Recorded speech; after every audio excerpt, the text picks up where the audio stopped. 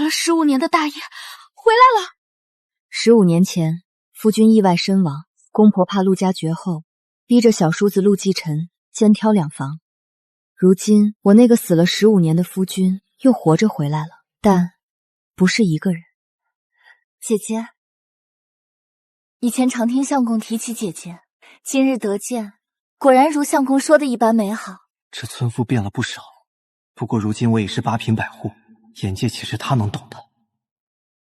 三丫，她是罗娘，我的妻子。当年我遇险，是她救了我，一直贴身照顾，没有罗娘，就没有今天的我。能陪在相公身边，罗娘不委屈。你以后要像对待我一样对待罗娘。没有失忆，没有瘫在床上，10多年不回，现在却突然带着妻儿回来，只有一种可能，有利可图。那扇面是皇上柳家刚进贡的云龙丝，陆锦臣竟把这么贵重的东西给一个村妇用，可见权势滔天。只要抓住陆锦臣这个助理，罗家上下谁还敢小瞧我？姐姐可是不喜罗娘？三丫，罗娘跟你说话，你听不见吗？失礼了。得知本该死了15年的人还活着，难免有些动容。这个女人不对劲。说这些做什么？你站了好一会儿了，快坐。你看他做什么？这是我家，他不懂待客的礼仪。再说，你还怀着身子。不可，姐姐还没有认下我，怎可贸然入座？三丫，我警告你！夫君，别急。程程，叫母亲。吃掉！娘，我们回来了。弟弟，慢些。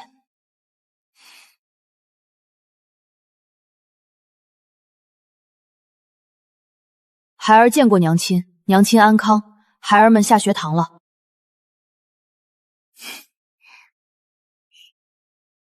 娘，我都长大了。怎么回事？夫君明明说没有孩子，这2个年龄参差不齐的孩子是谁？难道是过继的？我还活着，有自己的孩子，蓉儿又怀上了。我赚来的军功没必要给别人养儿子，这2个孩子必须送走。二爷可回来了？回夫人，已经通知了，只是二爷受诏进了宫，恐怕没那么早回来。给2位客人奉茶，等待二爷便是。娘的儿啊，是你回来了吗？儿啊，娘，俺的老娘！大牛，真的是我的大牛！老头子，你快看，是大牛！大牛回来了！你个要我命的东西！要我命的东西！娘，是儿子不孝，孩儿以后一定好好伺候二老，在堂前尽孝。老天保佑，王母娘娘保佑！我是积了什么德呀？我的儿受苦了！娘，孩儿不苦。爹娘，让你们见个人，这是蓉儿，我的妻子，当年是她救了我。冲冲，快叫祖父祖母！你不是常问我祖父祖母是谁吗？好，我的宝贝孙子！都是相公福大命大，不是儿媳的功劳。娘，他们在哭什么？春草，先带大少爷和二少爷下去休息。是。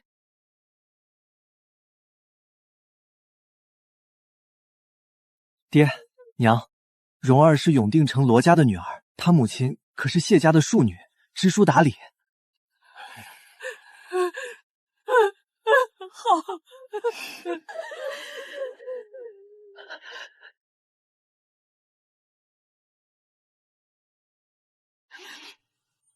完了，当年是我们逼着老二奸逃2房，逼大儿媳延续香火的。大牛活着，这算什么事？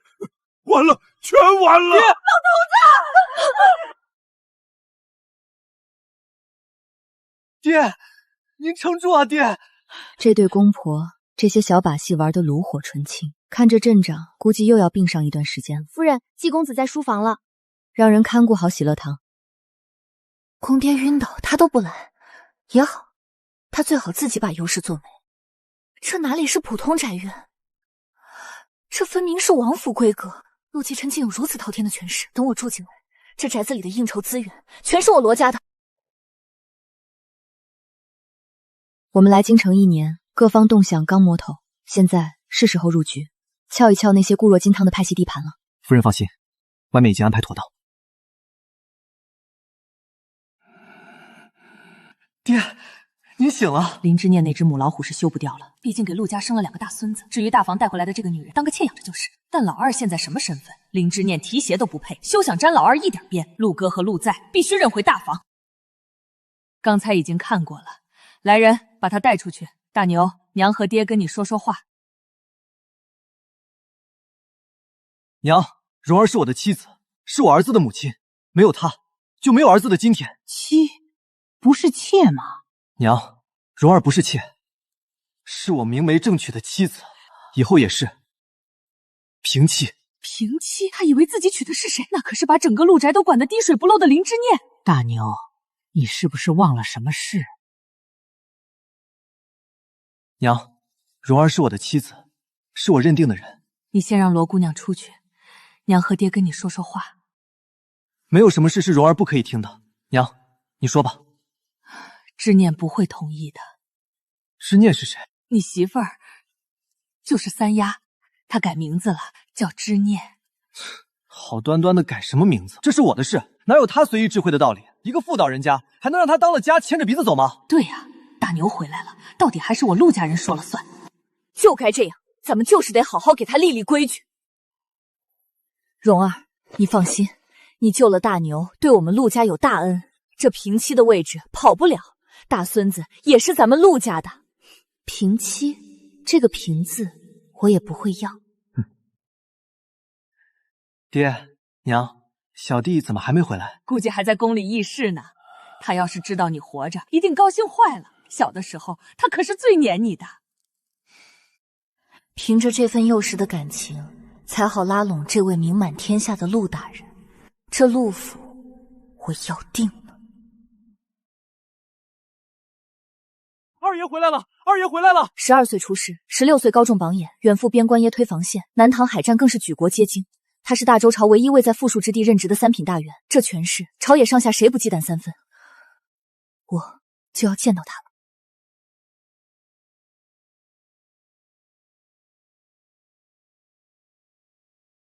二爷，夫人呢？回二爷，夫人在前院会客，还没有散。是老爷和老夫人在见贵客。他见客的时候不会让外人靠近，夫人可有异常？与平日没有不同。在哪儿？回大人，喜乐堂。二爷到了。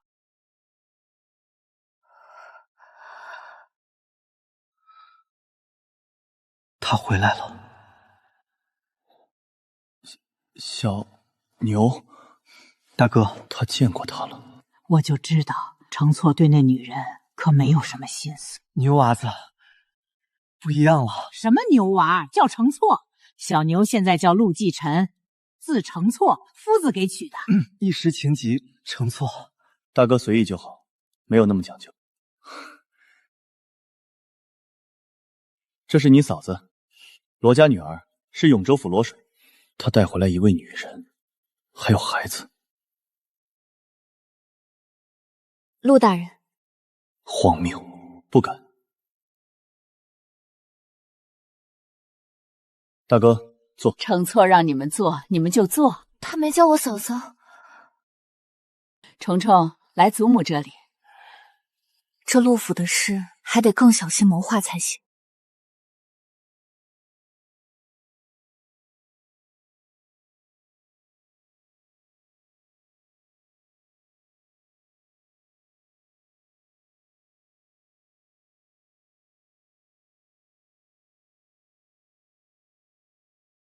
大哥这些年可好？好，身体也还好。相公对上我父亲都不逊色，怎么在二弟面前倒像个聆听问询的家奴？都好，都很好。既然都好，为何现在才归？当时一直病着。什么病？严重吗？病情什么时候好转的？我问什么？你哥才回来，当你哥是你的下属不成？大哥这些年在做什么？当年商队出了意外，后来我在军中闯出了一番天地。这关算是过了，二弟身在朝堂，应该懂夫君的抱负。这些年多亏了罗娘，她不容易。夫君在外厮杀，才更不容易。不容易。大哥死讯传回后，他赡养公婆，照顾我这个累赘。军中何等艰难呀！我的儿，都是你爱吃的，娘都记得。娘费心了。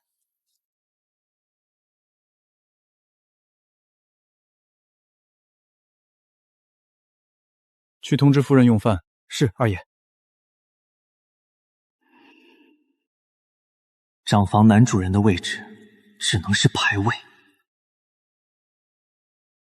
祖母，我要吃饭。乖孙孙，等你母亲到了，咱们再吃。我娘就在那里，我要吃饭，我要吃饭。刚刚老夫人说的母亲是林之念。娘，怎么不吃饭？对，吃饭，给我乖桌吃饭。我说要吃饭，聋了吗？没听到我母亲的话。小少爷若不喜欢吃糕点，奴婢去拿别的。饭菜就在眼前，拿什么糕点？二弟，这些狗奴才就是欺主的，你不管？以前家中贫苦，大嫂忙碌一天回来，常常让爹和娘先吃，娘心里过意不去，就定下了这样的规矩。以前是以前，现在是现在。开饭。听老夫人的，开饭。是。快吃，都吃。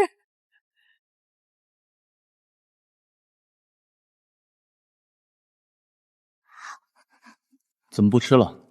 孩子都饿了，大家吃。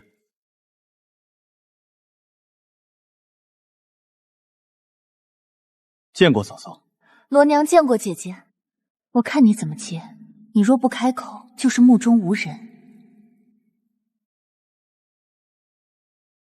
孙儿见过祖母，见过二叔，见过两位贵客，小哥哥同安好。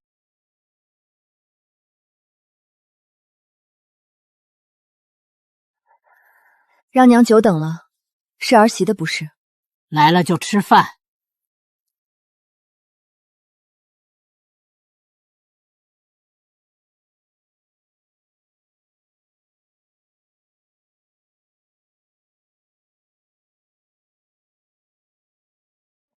都是娘爱吃的呢，大家吃吧。你大哥饱了吗？既然饱了，林姑姑给大公子上茶。母亲年纪大了，不喜吵闹，大哥多多包涵。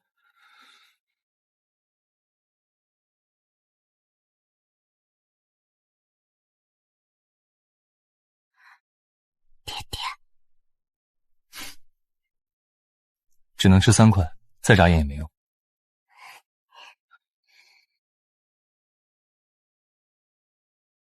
你先坐下。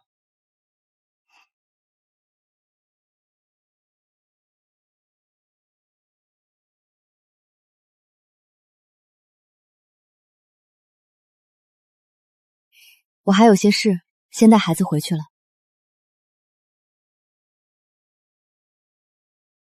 虫虫吃饱了没有？娘，他平日也这个样子，吃了就走，当咱们是陪他吃饭的桌椅板凳吗？就是，忙还能忙过二弟，就能不敬娘了？你看看他，他平日就这样，家里的下人都不听我的。老夫人，您该吃药了，奴婢扶您去吃药，一会儿再和大爷二爷聊，身体要紧。大牛，你等着娘，娘去吃个药。老夫人，您糊涂啊，您真要认下大爷？大牛回来了，什么认不认的？他就是我儿子家里的大爷。那二爷的名声您不要了？关程错什么事？再说咱们当初不都以为大牛死了也是为大房好，大牛能理解的。老夫人，您忘了二爷现在的身份，大爷若是回来了，您让二爷以后怎么在朝里当官？外面的人会怎么笑话二爷？为了一个大爷，让全汴京城以后都戳您的脊梁骨，您还怎么在世家老夫人面前做人？岂不是永远低他们一等？他们敢！我儿子可是3品尚书。正因为二爷是3品尚书，外面的人才更盯着陆家。肩头说的好听，是二爷顾全大义，可大爷如今活着回来，这么大的把柄落到别人手里，二爷能不被人指指点点吗？那些夫人又怎么会放过笑话您的机会？您一心为大房考虑，最后反倒让自己和二爷里外不是人。这怎么就笑话您了？您说笑话您就那么笑话您，可那时候也是逼不得已。外人才不管是不是逼不得已，只看到了结果。那些见不得陆家好的，就等着抓二爷的错处。如果二爷倒了，您能讨到什么好？老书人的封号都能被人夺了。下个月我还得和那些名望老夫人去法会，没这封号我怎么出门？这么严重？能不严重吗？死了10多年的大哥突然回来了，全汴京城都能听上一场打戏。那些世家夫人们还不落井下石，指不定故意在家训里写上一条：见陆家老夫议事，毁宗族基业不可取，杀人诛心。您的身后名都毁了。不行不行不行，绝对不能丢这么大一个人，不能让那帮人看我的笑话。依奴婢看，老夫人不如认个干亲，或者就说是远方表侄前来投奔，这样大爷既能留在您身边尽孝，万一有人认出大儿，都10多年了，就算有人认出来，您就说自己思子心切才觉得亲近，谁又能拿得出证据？大爷的坟头可还立着呢。我当年就说不要那么做，你非不听。现在好了，成这个样子。什么叫我不听？当初你不是也同意了？我拦得住你吗？你又哭又闹的，你还不是恨不得早点给长子添了香火？老夫人、老爷，二老当初都是为了大房好，大爷自然会感恩的。若是不感恩，大爷岂不是不孝？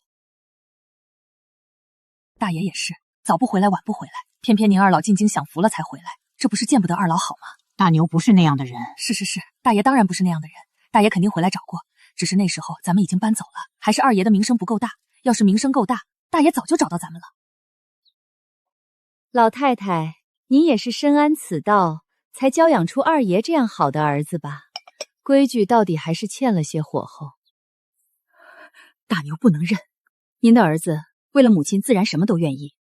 再说了，奴婢看大爷和罗夫人琴瑟和鸣，您保住了他正妻的位置，罗夫人还不得加倍孝敬您？我也是为了他们夫妇好，谁说不是呢？罗娘和孩子呢？哪儿去了？可不能去大房，大房的门都不能踏进去，否则有理也说不清了。看时间不早了，我让两人去您后厢房休息了。在我院子里就好，以后就住我院子里。娘想跟你说，大牛啊，娘您怎么了？承错，来，你和大牛聊聊这些年的事儿。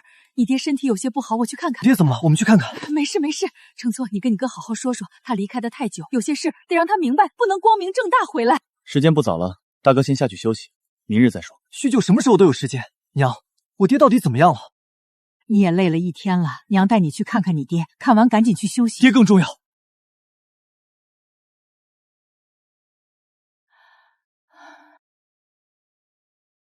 明日将西厢房开成3间，分别开3道门，以后庄户和铁匠的人来，绝对不能碰上。是。夫人，季公子擅自揣摩您的心思，您惩戒他就是，为何还要如此麻烦的留着他？揣摩心思是人之常情，为了这点小事就办了他，那你天天揣摩我的喜好？夫人不要啊，奴婢只是逗你的，小事罢了。夫人，二爷求见。让他进来。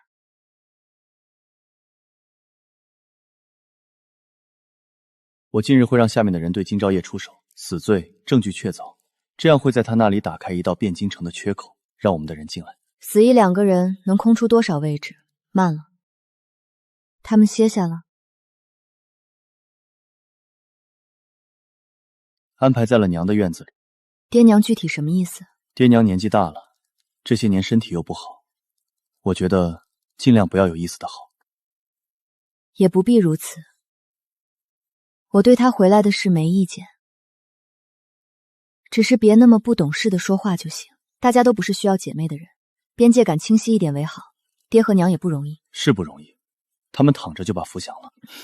回都回来了。刚才春草说了一下罗家，挺有意思。刚才还说什么来着？回夫人二爷，罗家是皇商柳家下面较大的供货商，柳家历代都有送女儿入宫为贵人的习惯，这些年更是走了运，被三皇子收拢。奴婢觉得大爷这次回来是冲着二爷来的，罗家想通过二爷的事给罗家铺路。难得大哥惦记我，有这个功夫，不如他自家动动关系，给他们二姑爷生一生更有效率。曾经我也有意让他从武，看看能不能为他引荐梁道司，只是一切还没有开始就结束了。这么多年只做到了百户，估摸着他跟的将军也没真正上过前线。您的意思呢？都好，大哥离开多年，在外有自己的生活，与罗姑娘情深意重，我觉得贸然改变也不方便。虽然他回过老家，可人有相似，仅凭找我麻烦的人，也不说明不了什么，未必就一定是我大哥。就你心思多，也不看看你现在都快烈火烹油了，还敢弄这个？名声污一下对你未必是坏事，他回不回来都一样，日子也一样过。春草也说了，他们居心叵测，你哪有时间应付他们那些心思？平白给你添乱，还是别让他们进来的好。何必？罗柳两家的火波及了你就不值得了。罗家女儿动静这么大的进来，柳家会没人盯着，让他们跳就好。京兆尹的事让我们的人避开些。季缺今天来也是谈这件事。季缺这几年对你倒是越发恭敬，商部一把手的位置他也做得稳稳当当。他好用，只要是我的命令他都能办妥。他当初为了压魏迟渊一头才找上你，如今死心塌地为你卖命，对我倒是一直隐隐挑衅。管他起因是什么，人能用就行。他那边怎么说？鸡的人手和货物流不进汴京，城内外的营生和土地全是有主之物，早就被各方势力瓜分干净。历朝历代赚钱的买卖都在官府和世家手里。我的办法暂且能撕开一个缺口，但我们的人必须快，否则周边的士族会第一时间反扑。其实我还有一个办法。什么？我今天已经让各地的戏盘、茶馆、书匠都开始动了。汴京只是个缩影，我们一直进不了冲要之地。唯一一次在交高县有突破，还是因为……所以这次我们不抢地盘，从认知上打开一个缺口，让我们的人一拥而入。认知？对，商铺和田地并不是主要目标。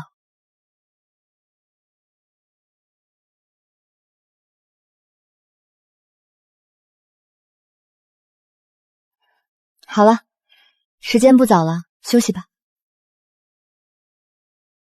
魏迟渊应各氏族之邀来汴京开坛祭天了。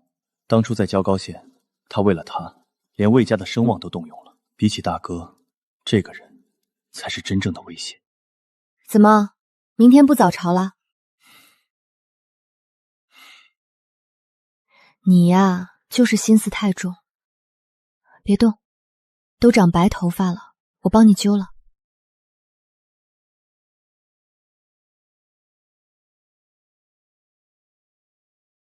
怎么了？能有什么事？下人们怠慢你了，不像话，不知道你身子重，让他们进来。是我让他们下去的，别添乱了。那是怎么了？你别闷在心里。不就是一顿饭，虫虫又不是没吃过，今天偏偏像饿死鬼投胎一样，规矩全被那两个不知道从哪儿过继来的野孩子比下去了，害得我在陆老爷面前颜面尽失。你那个前妻以前就这样不爱说话，几棍子打不出一个字来。好像是吧，时间太久了，想不起来。你看看他，见了你像没看见一样，哪有一点妇人该有的样子？可能是太高兴了吧。什么？他以前性格挺闹的，现在这样只可能是太高兴，激动的失语了。他今天慢慢看下来的那一眼，以前也这样好看，我是不是该去看看他？只提一提就心神不属呢？随便吧，一个女人而已，以后都在一个屋檐下，乱不了大事。陆大人跟我想象中不一样。是，我都没认出来。你说你弟是你一手带大的？小时候我爹娘身体不好，从他出生就是我带着他。难怪大房能分到这么大的院子。我看他跟你也不亲啊。小牛小时候撞过鬼，撞鬼后手脚像不是他的一样抽搐，村里的大人孩子都不喜欢他，说我爹娘身上的病就是他克的，他怕克着我。是吗？有什么好骗人的？你别打扇了，让下面的人来。来人。没事儿，我来就行。我说不用就不用，请罗姑娘吩咐。你过来打扇。是，爹娘有心了，洗漱吧。明天一早咱们去谢谢娘。大户人家规矩大，明天我势必要压林三丫一头，让这府里知道谁才是真正的长房。早饭不吃了，让人撤下去，赶紧给我梳个梳人头。是，有人陪您说话也好。活了大半辈子，这还是第一次有人大清早来给我请安的。娘，姐姐怎么还不来？来做什么？是不是买到次品了？什么次品？这可是千金难求的好料子。去把去年夏天知念送我的那批锦缎取出来，那才叫鲜亮。说到姐姐了，姐姐怎么还不来？来做什么？自然是给婆母请安，谁家媳妇儿不给老夫人请安的？她忙，不讲究这些。再忙也要来看母亲才是。这是什么话？万一因为看我耽误了查账，让那些庄头掌柜贪了家里的银子怎么办？分不清轻重。谁分不清轻重？姐姐这是不孝。哎呦，你想被杀头呀？那么大声！皇上亲赐的至孝至善，你要反驳皇上？皇上什么时候赐的？可他都不向母亲请安，孝在哪里？大牛死了15年，我和你爹是他看顾到现在，你说哪里孝了？你看，是不是你这颜色不好，偏暗，织法也粗糙？我这还是去年的花样呢，你买的这料子还不如我去年的样子。你说你是不是被人骗了？你怎么那么不会看东西？那是贡品，瞎了眼的老钱婆，这也能被说成没眼光？是儿媳眼拙，没见过什么好东西，让娘见笑了。逗你的，还当真了。不过，你确实没眼光，以后可不能乱花大郎的银子。抬下去吧。娘刚才说姐姐管着府里的账目，那一定十分辛劳。儿媳不才，在家中时也帮爹爹管过账。若是姐姐不嫌弃，儿媳可以帮姐姐分担一二。我不管这些，不知他累不累。儿媳听着怎么好像娘不经营私产的样子？二爷这么大的官，娘不可能没有私产才对。还是说没有人给娘私产？有，怎么没有？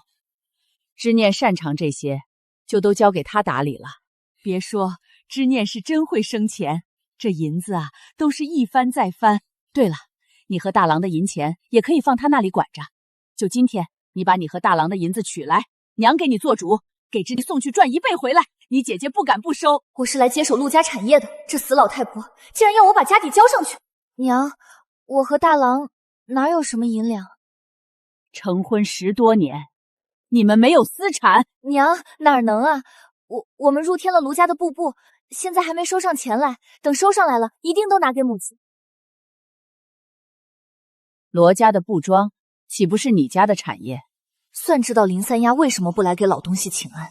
乡野出来的老太婆，跟她说不明白。我爹给的分红很高。娘，时候不早，我去看看姐姐。昨日也没机会和姐姐好好聊聊。不知道罗姑娘急什么？没有长在老夫人身边的人就是不行。哼，可不是。大房的地方比我想象中还大，这是我父亲穷尽一生也不敢造的向往。麻烦帮忙通报一声，就说罗娘子来拜见姐姐。罗家娘子安好，我家夫人不在，劳您跑一趟了。出去了？是。去哪里了？老奴等不敢追问夫人的去向。他自己的相公回来了，还带了妻子孩子，他竟然出去了，他心多大？买张符咒死自己吗？这是根本不给我进去等的机会了。这里距离正院还远得很。好。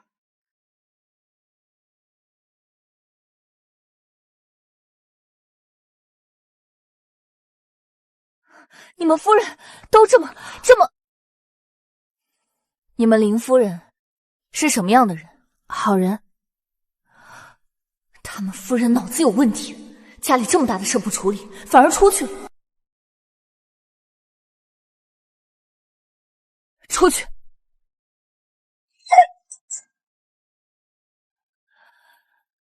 程程，去外面玩。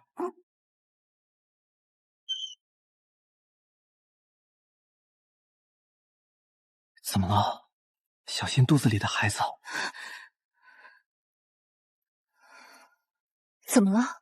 你那个好妻出门去了，根本没把你放在眼里。他出去了？怎么会？今天不该是我回大房收拾院子的大日子？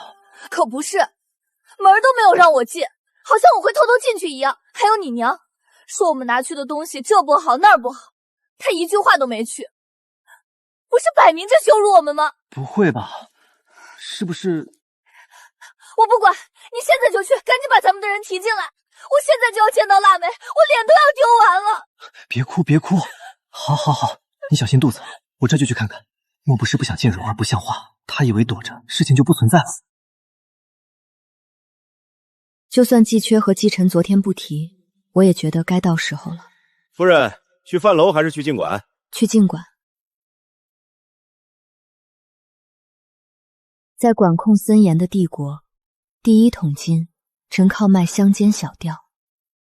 半年前，我让各大戏盘说书夫士开始讲西游，今天恰好是大结局。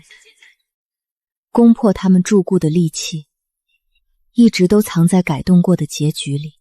后来，我们一步步成了戏院背后的最大老板，汴京的文人卷得飞起。好在我手里还有奇观这张牌，今天是我第一次对这封建王朝进行初步试探。夫人，尽管到了。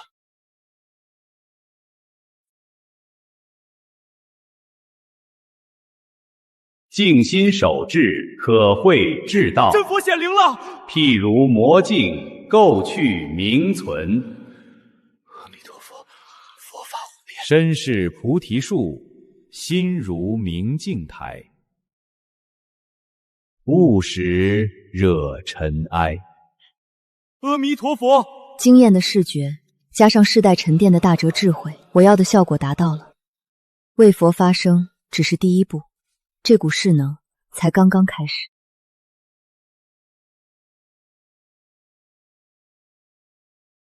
你是我取经路上救过的小童，多谢老施主收经，我欲渡你成佛。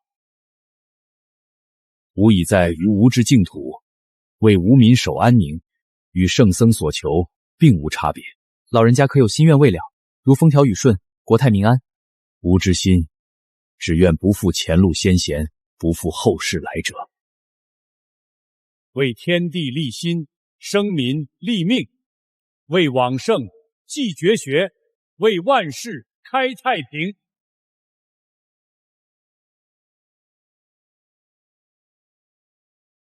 夫人，这到底是成功还是失败？隐者入室，咱们的人才能趁机融入啊！让其他场次正常结局。为什么这么好的机会咱们不继续？稀有才是传播最快的方法。明天静园开唱九品芝麻官，茶馆开说小诸色探案。是。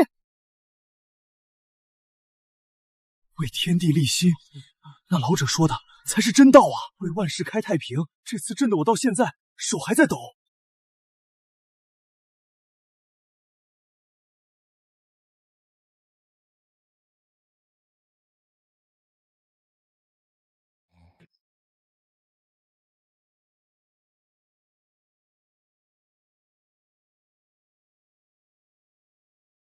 发芽的也敢拿来充数，回去重新取3倍的粮来。大人，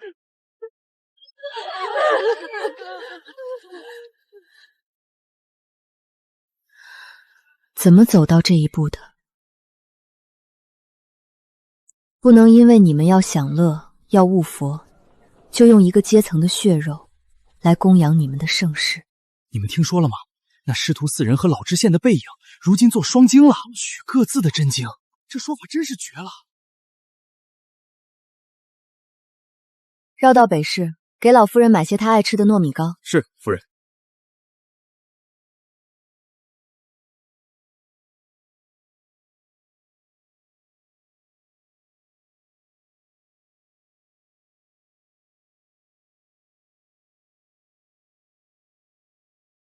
魏主棋艺又精进了。不敢。时候不早了，方丈晚课要紧。魏主请。方丈请。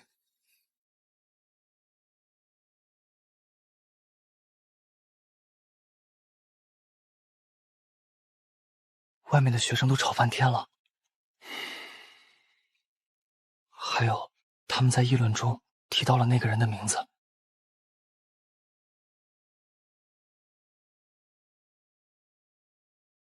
师父，今日晚课，半数俗家弟子递了词状，连洛阳封家公子也在其中。走医学医，俗家弟子都要走光了。为民守宁，与极乐净土无异。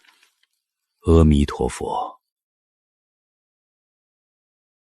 我是大房大爷，竟然连自己的院子都进不去，分明拿着陆家的钱乱挥霍，还给自己养上护院打手啊，简直胡闹！公子，老夫人到处找您呢，让您回去用晚饭。你们也听到了，都这个时辰了，你们夫人还没回来。公子稍等，老奴这就去看看。去看看什么洞天放地，我还是不能随便进。公子巧了，夫人刚到廊进就被老奴遇到了，如今正赶过来，您稍等。这么巧？好，好得很。仗着二弟没成婚，母亲传入，林三丫在这个家里作威作福，难怪赶不见蓉儿。是怕蓉儿分了他的权。林三丫，你眼里还有没有这个家？知不知道你自己是谁？这里是陆家，门口的牌子上写着姓陆。您是谁？你问我是谁？林三丫，你不知道我是谁？你住的院子都是我的，结果你的人堵在这里，连进都不让我进。所以你是谁？我是陆大牛，你丈夫。还有这样的事？可公婆和二弟谁都没有告诉我这件事，这是多大的事，竟然没有一个人说。所以你是不是找错人了？我实在抱歉，我成婚半年，夫君就死了，又过了10多年，实在记不起夫君的长相。若公子说的是真的，公婆二弟怎么从不曾提起？甚至昨晚用饭的时候，我家孩子说2位是贵客，公婆也是默认了的，还望公子谨言慎行，勿开玩笑。爹娘思乡，对谁都能哭儿说女，死了10多年的人不是儿戏。这件事还是等爹娘和二弟认下，开了宗祠，我才好说是我死了的夫君回来了。昨天闹了那么大动静，合着连陆大牛都不是。若是公子无事，容我先行告辞。对了，我刚从婆母那儿回来，婆母说你的夫人送了她几块破布，你让她别往心里去。我婆母人实在，说话直，难免得罪人，还望贵客海涵。什么破布？那是我们送的见面礼。娘，您没有跟三丫说我回来了。你这孩子发什么疯？他又不是不知道，不是他赢的你们吗？他现在说不知道我是谁，忘了我的样子。他真这么说？那还有假？他不但现在才从外面回来，还说不记得我的样子。刚才就因为这个，阻止我进我自己的院子，那是厂房大院。看来程茶真跟知念通过气了，这事都不想认大牛了。毕竟死这么多年了，老大回来确实难看。你想多了，知念怎么可能说那些话？估计是你很久没回来，生你的气了。娘，必须让他过来。吃饭了，你叫他干什么？你看你回来，又是妻子又是孩子的，谁可能高兴？蓉儿，妈没有说你，不过你们也是，怎么还一起回来？这跟那些是两码事儿。现在是他连属于我的院子都不让我进，哪有这样的道理？你看你还真为这事儿急上了。一个院子他不让咱进，咱还不进呢。饿了吧？咱们吃饭。当务之急是把他叫过来，好好说说我是谁。现在，娘，你让人把他叫过来，这口气我咽不下去。人是我请就能来的吗？知念现在能给我送个糕都不错。我饿了，先吃饭。好，我让人去叫。林武，你去把大夫人叫过来。他忙了一天了，你叫他做什么？娘，你为什么这么说？那娘现在把他叫过来，你跟他对峙什么？我要进我的院子，那是我的院子。你的院子在坎沟县陆家沟，扩大点地方，去那儿干嘛？什么陆家沟？我是说前院。整座府都是你二弟的，哪里是你的？前院更不是你的。你别忘了，陆府是皇上赏给陆尚书的，你是陆尚书。至于前面的院子，那是你二弟借给你们住，不是你的，也不是林之念的。可以说咱们现在住的全是你二弟的地方，你可不能乱说，影响了你二弟将来高娶，惹得未来二弟媳不高兴。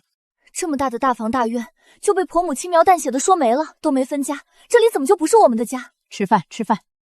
娘，您说什么呢？您还健在呢，二弟又孝顺，这就是您家，是陆家。您总那么说，不知道的还以为二弟不孝顺。我说的不对？不是不对，就是外人不明就里，容易说二弟的不是。言官有那么瞎？你要是一直没死，你弟出去做官，我就会和你守在老家，建个大房子，以你二弟的功勋开个宗族，以后咱们陆家也是有头有脸的人了，哪里会跟着你二弟进京？不进京，你二弟的宅子跟咱们有什么关系？所以他的宅子跟咱们有什么关系？我不是出了意外？是啊，意外了10多年。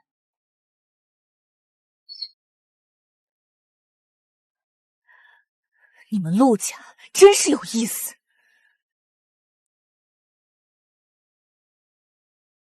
你先下去。是。我让你把我们的人带过来，怎么还没有带过来？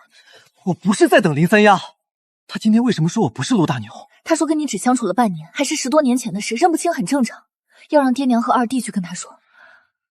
他不会是不想认你吧？这又不是他想认就认，不想认就不认的事儿。除了爹娘和二弟，这府里根本没人能证明我是陆大牛。如果他们不提，我连陆大牛都不是。娘也真是，又没有分家，提什么谁的宅子不是谁的宅子？是那么个理。估计姐姐还是有些不高兴我和虫虫。明天我再去见姐姐一次。你给爹娘的见面礼再加厚一层。还怎么厚？都那么厚了。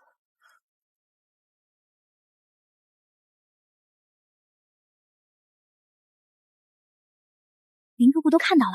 那姑娘在饭桌上快把那位公子的后背都掐青了。那位公子和姑娘不会惦记着咱们二爷的宅子吧？奴婢觉得像。你们说那人真的是大爷吗？如果真是大公子回来了，说什么呢？夫人，安排下面的人在他们二人面前多提提我早年西市卖饼、地里抢收、为地求药、亲事公婆的往事，尽量6班倒。半夜窗户底下也给他们安排好人。是。好事就要传千里。大牛，快去把猫赶走，真是吵死了。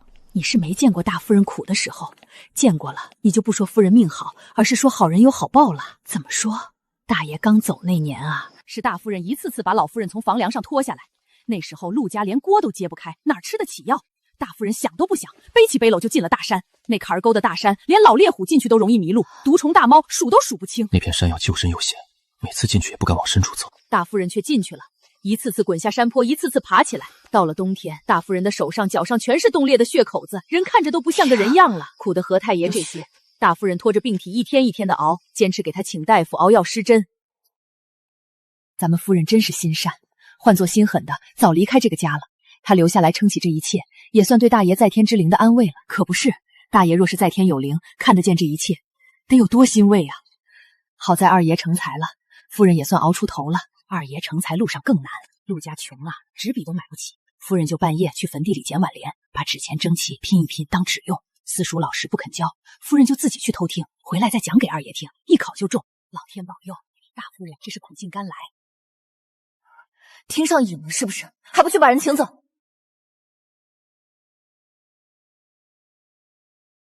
这屋里面住的到底是不是大爷？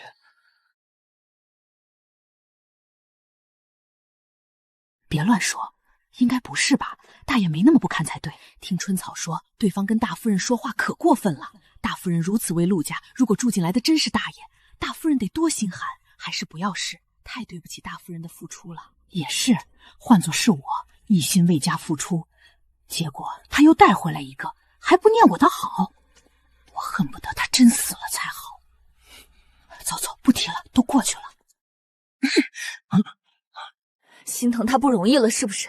没有，想什么呢？怎么还哭了？别哭了，肚子里还有孩子。他们就是说给你听的。哪有，就是几个下人说小话。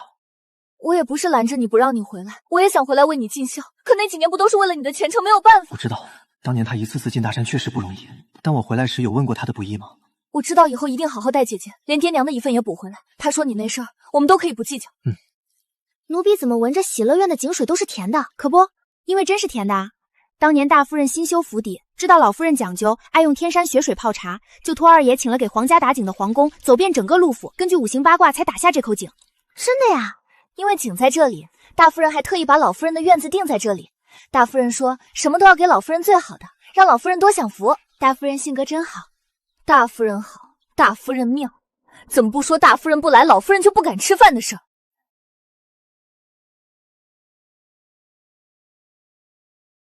下去吧，这里不用人伺候了。是。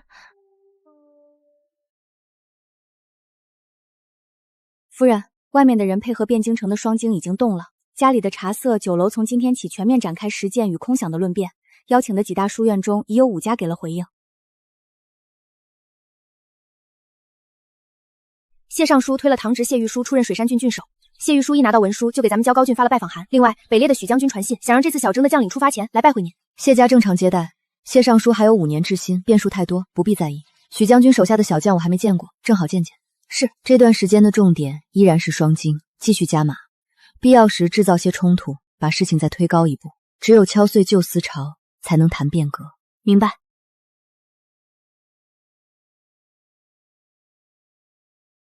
另外，让下面的人盯着京兆府尹李靠。李大将军一旦身死，舆论上必须着重强调一点：国之将领为国为民，怎不可以功抵过？夫人，不对吧？若是这样造势，二爷动了他，岂不是要被外面的唾沫星子喷死？夫人，看到了什么？大周版图辽阔，大周将领誓死驻守边疆。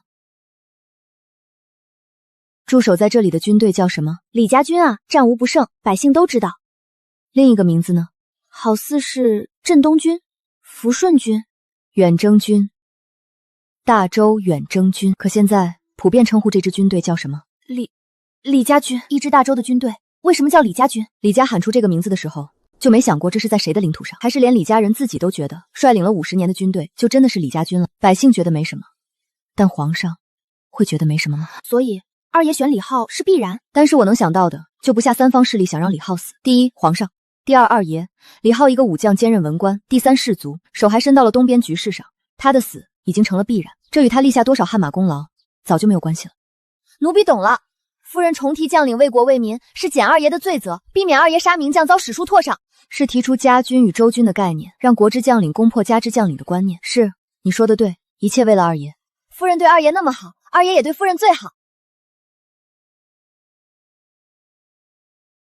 二爷昨晚没回来？回夫人没有。若是没回来，李府尹在抓捕中大概率已遭遇不祥。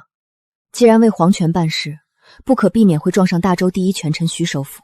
李家大小姐，是不是二爷初到汴京时帮过他拦下士族子弟刁难的那位姑娘？我似乎也见过，依稀记得是位精彩奕奕的姑娘，的确是段好姻缘。可如今隔了杀父之仇，行了，去忙吧。这几天什么都没做成，险些被林三丫拉低了认知。当务之急是为三皇子拉人。如今几位皇子筹码相当，陆简臣就是那个变数。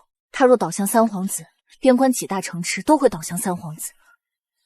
父亲打探到季缺在汴京，让我们用陆家的名义递拜帖，借季缺的路子把罗家生意销往海外。可我以什么身份给季缺下拜帖？我现在什么都不是。不能等了，也不能跟林三丫硬来。秦言，奴婢在。收拾我的箱子，把好东西都带上。您这是要去见谁？去见大夫人。小爷家的鱼怎么样？回公子，好。夫人真没空见我？真没有，公子您都问好多遍了。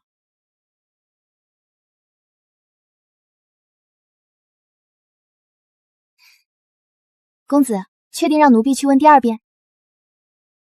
鱼胖了不少。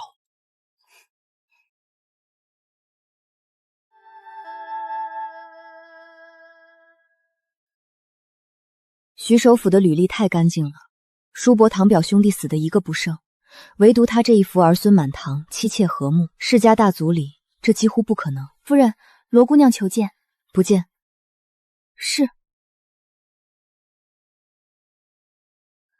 夫人，罗姑娘跪下了，说您什么时候见她，她什么时候起来。那就让她跪着。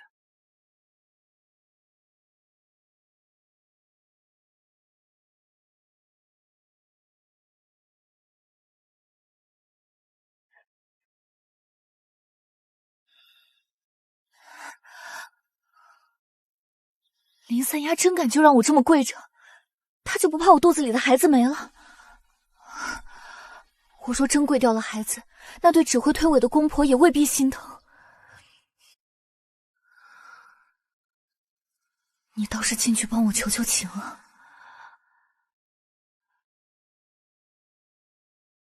你跪下干嘛？罗姑娘，戴夫人心善，不如我们一起磕头吧。磕头，夫人或许就见姑娘了。看，姑娘，像这样。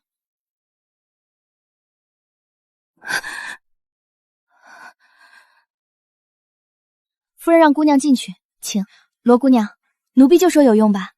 姑娘若是早点磕，肯定不用跪这么长时间。是奴婢不好，没有提前告诉姑娘。夫人心善。夫人让姑娘进去。姑娘，你没事吧？要不要请大夫？不能闹，正事要紧。多谢2位姑娘。善良，果然是个难缠的妇人。柳家的双面叠画工艺，她竟穿着它随意坐在这品茶，这些早晚都是我的。姐姐来得也巧，尝尝心上的春色。多谢姐姐。姐姐可是不喜欢我。姐姐，我理解，都是我不好，可我也是清白的女儿家，有自己的骄傲。我与相公成婚时，并不知道他有婚事在身，我也是父母之命，媒妁之言结的连理。我若是知道，绝不会嫁他。可现在说什么都晚了。姐姐若是介意，我走就是，只求姐姐勿再说相公不是相公的话。慢走。姐姐果然恨我。的确不喜欢，因为你们像是觉得我愚昧无知一样，说些让人贻笑大方的话。比如他进门就说让我好好待你，知道的是他心疼你，不知道的还以为他带回来一个多见不得人的东西，非要讨个承诺才能活下去。还有你，同为女子，你相公死了10多年，突然带回来一个女人，你会怎么想他？哭闹他辜负了感情，恨他带回来的女人，还是高兴他还活着？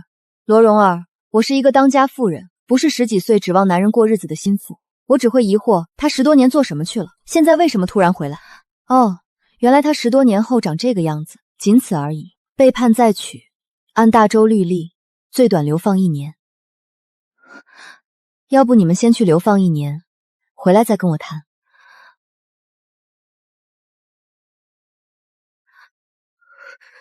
流放？他，姐姐。还有，姐姐长姐姐短的，你不觉得自己像只争夺男人宠妹的鹌鹑一样柔弱的可怜？我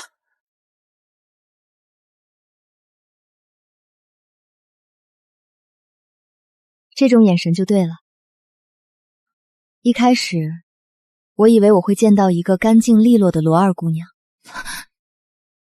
一个在罗家织造没落时，毅然站出来，用1300支公义力挽狂澜的罗二，一个面对催账恶霸，果断夺下账单，说2个月还清的罗二，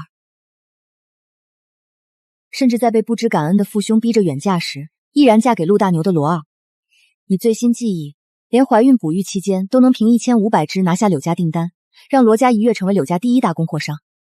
我说的对吗，罗二姑娘？你知道你的1300支最初是谁下的订单吗？焦高，那年你高密的织法弥补了棉产量不足，我替那年没有挨冻的所有人谢谢你的织法可心。可你偏偏用那样的语气叫我姐姐，让我应也不是，不应也不是。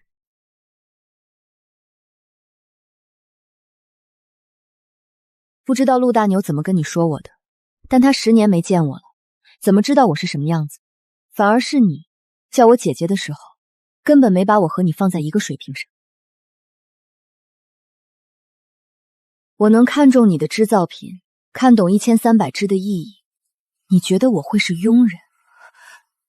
是你一句姐姐就能打发的女人，所以想从我这里得到什么，就拿出你对付你父兄的手段，胜我一筹。要不就跪下从我手里讨食，我或许会赏你一点。除此之外，今天这样的伎俩少用，拉低你的存在价值。下去吧。我竟然像个跳梁小丑一样，在他面前表演着无知。短短2日，他对我了如指掌。第一局交锋，我输得里子都不剩。最屈辱的是，他高高在上的打压我，我却恨不起来。连我娘和嫂嫂都觉得我狼子野心，可他却看到了我所有的荣耀。没有棋逢对手的畅快，只有无奈，因为时间不站在我这边，而他在这个位置上经营了10多年。如果我是他，我也绝不会让潜在的对手进门。他未必是我夫君，那不是气话，他是想一棒子把我们拍死，从根上一劳永逸。不对，公婆不可能同意，他也绝不会答应。就因为他一句不愿意，连陆家亲儿子都不认了。我太慌了，竟被他打乱了阵脚。公婆在儿子和儿媳之间，绝对会选亲儿子。如果认了，我提的平妻势必要分薄他手里的权利。一个插手过大总布匹交易的女人，怎么会甘心退回后宅相夫教子？10个陆大牛也抵不上常大夫人的位子。感情在权力面前，一文不值。我刚带孩子四处转了转，原来这陆家比咱们看到的还大，竟然还有个西侧院。我刚跟厨房要了一桌席，嘿，回到自己家，高兴，我回来了。他怎么说？没生气吧？应该谈得不错。我就说林三丫说不认我那就是胡话，还能拿着不是当理说。原来没人争抢的男人，尤其是林之念根本不屑去抢的男人，也不过如此。他现在简直就是个笑话。青言，你额头处理过了，多谢姑娘关心。去拿药再处理一下，不要留下疤痕。眼下最要紧的是赶紧把大牛的官职调到汴京来，绝不能让他被除了职。夫人，这红烧狮子头还是您这里的厨子做的最好。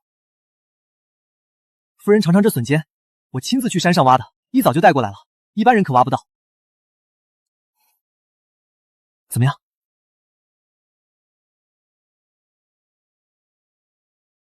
那座山里住着的人来汴京了，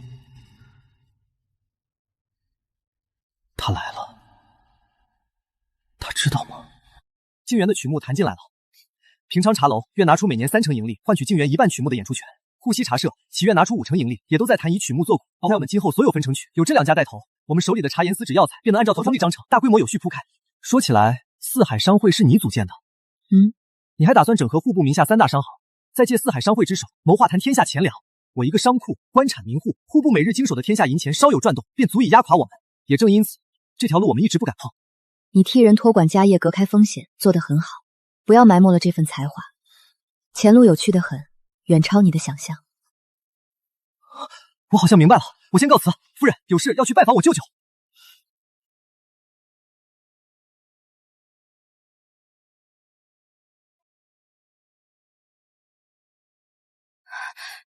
夫人，李府尹伏诛，重要人员外逃，陆大人全城搜捕，全城戒严。知道了。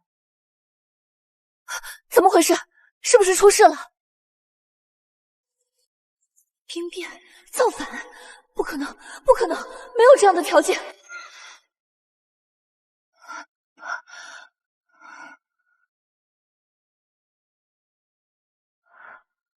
刘老爷子亲自给我写信。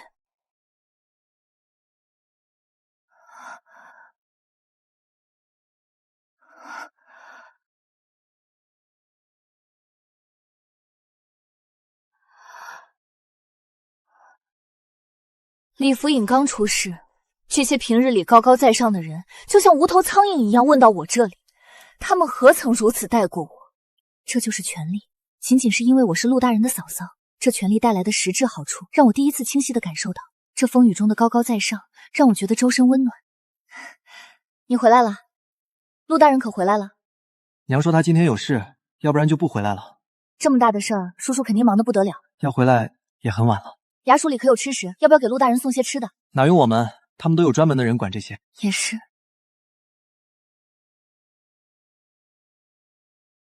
你知道下午发生什么了吗？不知道。李府尹死了，他的属下抗旨不遵外逃。死了？死了？刘老爷的信中不是说被抓，怎么就死了？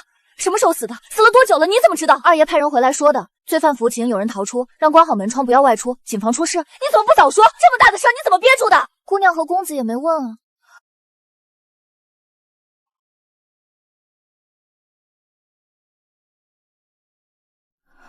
李大人已伏诛，不能让他们看出我们处境尴尬，要拿捏住分寸。叔叔主审此案，近日公务繁忙，不敢让诸位前来拜访。各位安心行事，眼下并无大事。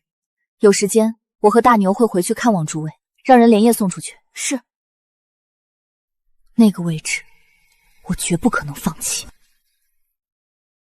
我没想到二弟是主审，这么大的事他一点口风都没漏，难怪今晚还没回来。是啊，谁能想到呢？你先睡吧，我等会儿二弟。我陪你，让厨房煨上汤，等他回来能吃口热的。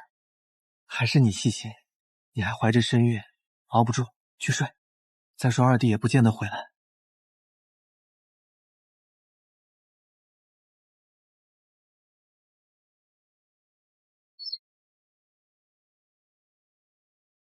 公子去睡吧，二爷未必回来。我也睡不着，等会儿。每次我进山，二弟都会在大门口等我。长大了，难得我等他一次，万一回来吗？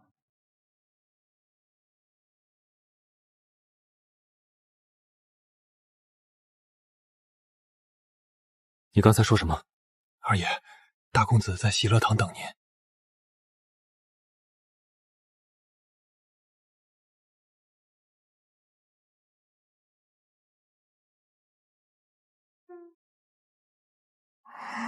爹爹，怎么还没睡？回二爷，两位公子刚才起夜，恰好您就回来了。睡吧，明天还要去学堂。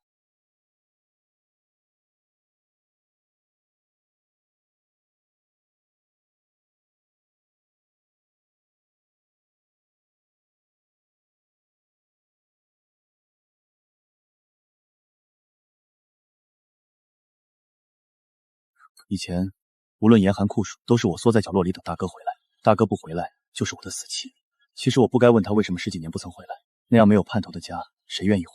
直到他娶了她，整个人才变了，变得爱笑，有了生气。可他最后还是走了。不困，反而是你忙了一天，辛苦了。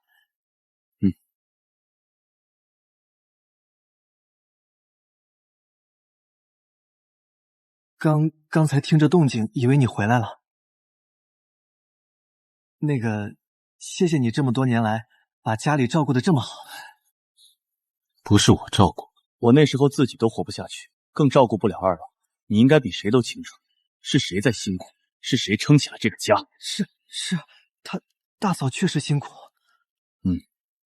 时间不早了，你早点休息，我先回房了，别送你，赶紧休息。大哥慢走，回去吧，赶紧休息。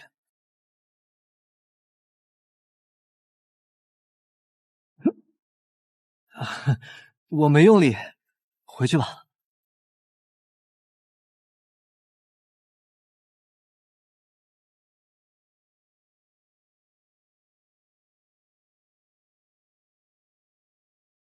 到底死了没有？确实死了。没有，小姐，奴婢在外面打听了，街头巷尾都说没有死。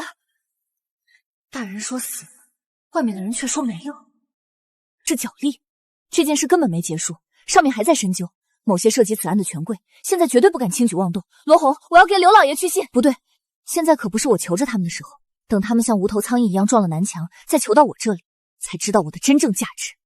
罗红，我带你出去走走，怎敢劳烦小姐？无碍，我正好也熟悉这府里的环境，现在尽快让那个女人腾出一点位置才是最重要的。属于我的大权，我要一点点拿回来。夫人，您看这牡丹开得比昨天更盛了。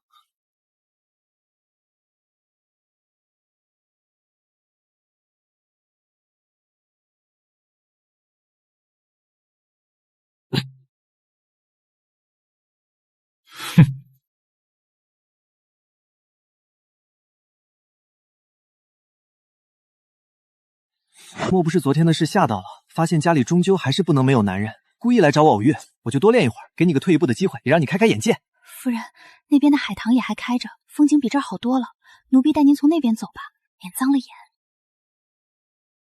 刚成婚的时候，其实我也曾幻想过这样的场景，他行武从军，建功立业，我守城行事，掌管中贵。可笑，不用，过去看看。底盘倒是稳，力量也足，可惜罗家请的师傅教的全是些唬人的花盘子，杀招太少，10年的生死军营经验全被这些花里胡哨的招式盖住，人品下头只能算前任夫人倒霉。但凭他的底子，既然回了陆家，该用的还是要用，就当个看家护院的狗也不错。让秋萍每天在他面前练3板坊，不改路数，没建树了。是。林三丫，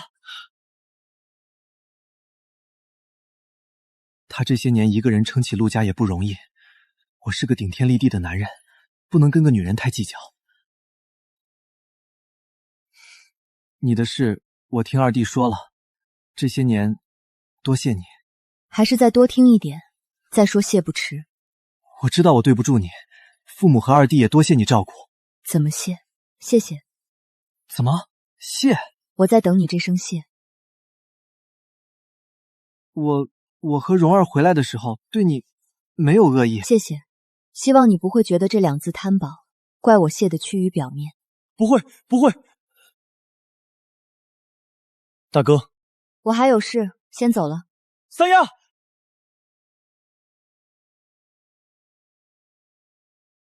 大哥在做什么？练刀。你还没有走，不是很忙？也不是非要我在场，大哥还是要注意一下。这样的天气练刀没那么多讲究，还是注意。行。对了，我们什么时候回去祭祖？怎么突然提这个？我想今天去衙门把我的户籍重启，顺便请几个熟悉的朋友过来坐坐。大哥，你和罗姑娘关系那么好，有没有想过另立门户？这样也不只委屈了罗姑娘，也能给她正妻正主的位置。你说什么？父母在哪儿，哪有我住出去的道理？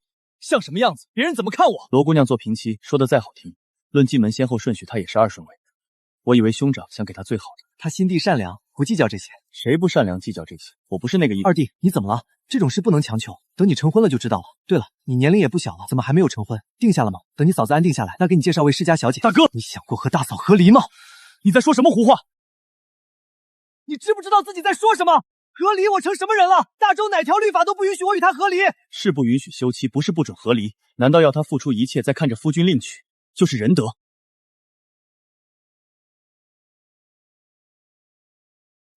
是我考虑不周，没有，是我逾矩了，抱歉，大哥。我在干什么？没因为那一幕心生怨怼，还是不高兴。大哥说要祭祖，我为什么不能祭祖？因为我不可见人的心思。可如果大哥归宗，事情只会更麻烦。如果言论影响，让他不方便行事，他会不会直接离开陆家？他就算不是陆大夫人，还可以是霍夫人、林夫人。他离开了，陆家还是现在的陆家吗？我让大哥归宗，是对我最有利的办法，一劳永逸。大哥说的请人来府里聚聚，恐怕要拖2天。行，我就是随便一说，不着急，过几天也行。你去忙吧，晚上等我，我有事。好，知道了。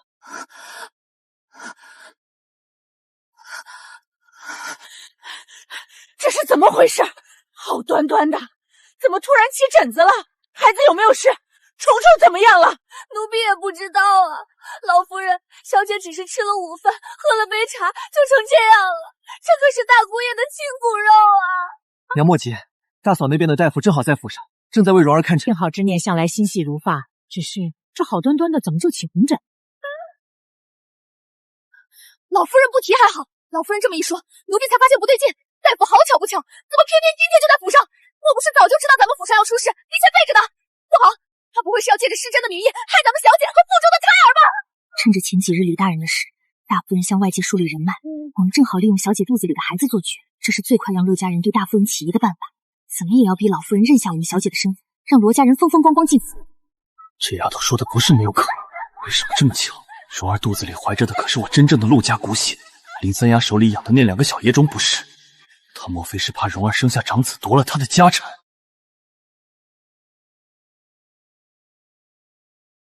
娘，你不懂这后宅的阴私，快让大夫停手，我们自己去外面找大夫，否则蓉儿和孩子就晚了。没回来之前，我绝不信林三丫敢这么做，但他分明是怕我的虫虫出生后分了他手里那2个野种的地位，先下手为强。陆家这么大的家业，他的心只能比墨还要黑。闭嘴，别胡闹！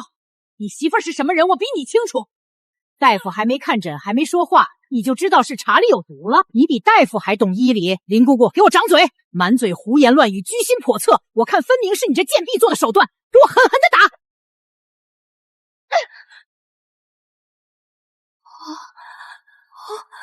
别打我的火！娘，蓉儿还病着，危在旦夕，您别在这里闹了，行不行？老夫人大可放心，罗姑娘并非中毒，只是碰了些发物，起了寻常疹子罢了。再下去开服清热解毒的药，喝了便无大碍。发物！定然是大夫人那杯茶里混了发物！姑爷，小姐有自己的大夫，有自己的药方，求您救救小姐，让小姐在罗家的人进来重新看诊。她肚子里还怀着您的亲生骨肉啊，不能把命交在别人手里。既然有这么大的力气在这里大声嚷嚷折腾行事，想来肚子里的孩子根本没有大碍。这点浅浅拙劣的做局心思也敢拿来在陆家折腾，真是丢人现眼，连知念的一根手指头都比不上。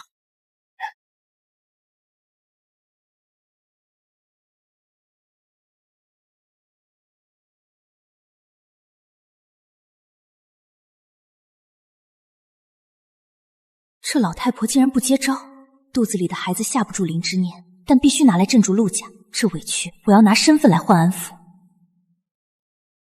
夫君，母亲是不是去找姐姐了？快拦住母亲，定然不是姐姐做的。你别说话了，身子要紧。都愣着做什么？还不去把我们在军中带的人叫进来？可他们还没学好府里的规矩。去叫人！别去，夫君，肯定不是姐姐，你千万别怪她。怎么不是她？小姐伏低做小去大房请安，连人都没见到，只喝了一杯茶回来就起了疹子，这就是要害您肚子里的孩子啊，姑爷！林三丫下手真快，我这就去找她算账。别去，不是姐姐。怎么不是她？你放心，这件事她不认也不行，我这就告到陆继晨那里去，一定要让我二弟看清那毒妇的真面目。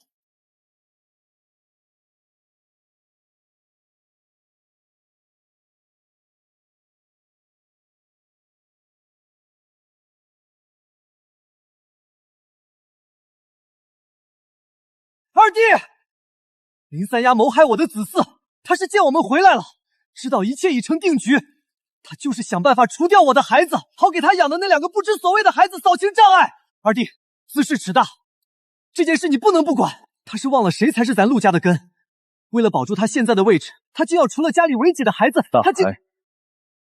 二爷，去外面守着。是。他是毒妇。我大哥去后第8个年，继祖告天入户籍，长房监头2王。陆哥陆在是我的儿子，所以你要除什么根？这陆家到底谁不是根？你肯定是太累了，你在这儿说什么胡话？有些人一旦放手了，不是你拍拍屁股回来，就能回到曾经那么简单的。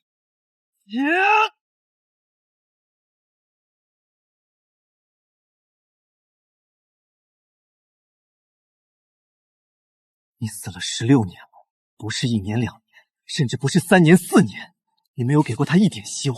你把所有的傅雷像丢垃圾一样丢给了他，然后一个人走了。你这一拳到底在打什么？你放肆！生气？你有什么资格生气？你死后是他一个人撑起了整个摇摇欲坠的陆家。你现在回来能见到爹苗，能见到我，都是因为他。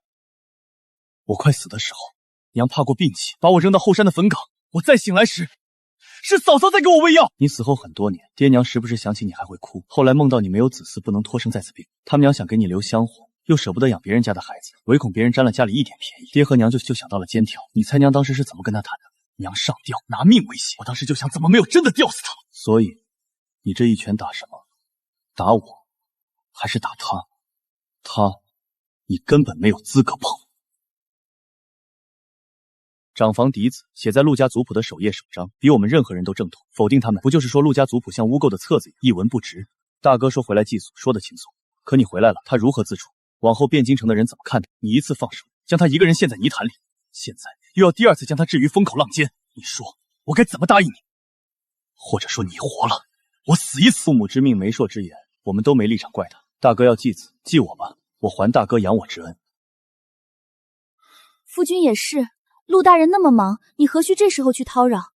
就算为了妾身肚子里的孩子，蓉儿也过意不去。小姐，小公子当然要紧，难道看着那人害死了小姐肚子里的孩子？16年，我死了16年了，谁能留在原地？谁不是陆家的根？夫君，你怎么了？你别吓我。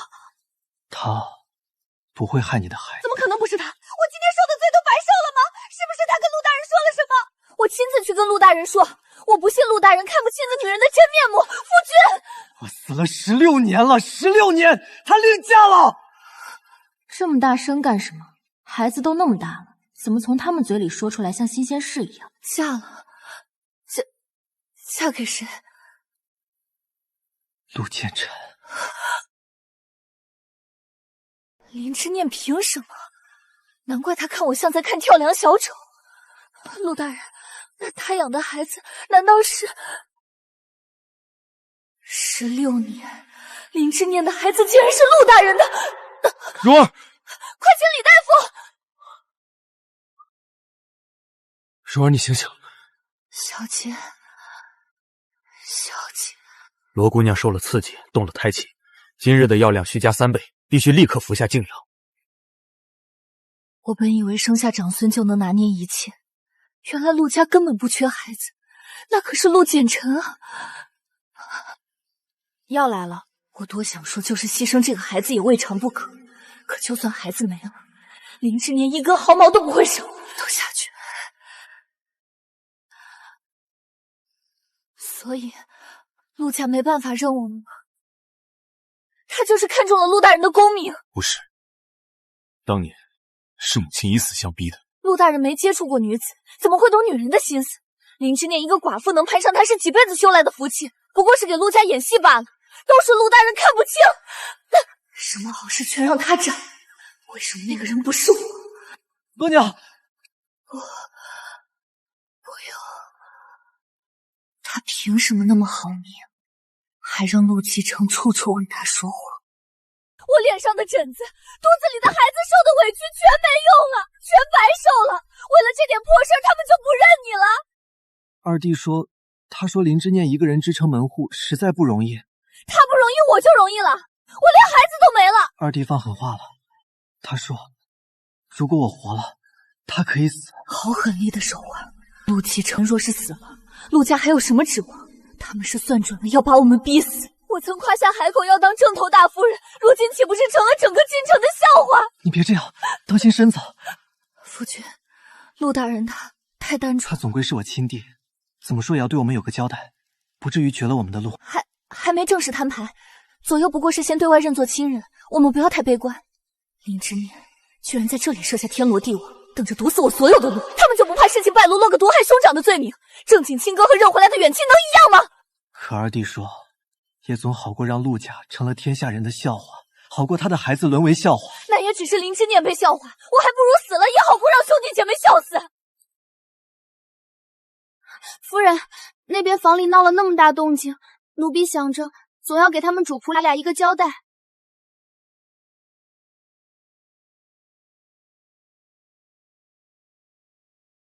昨夜闹那么大动静，今日若不去前厅请安，岂不心虚？必须把我自己彻底摘干净。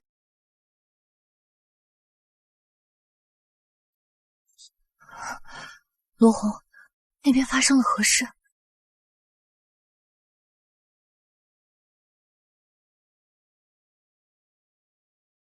就是他害自家小姐的蠢货！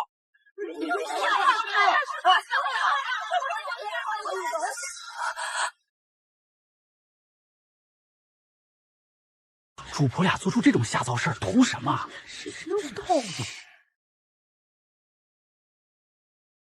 还看什么看？还不快点给我撕下来！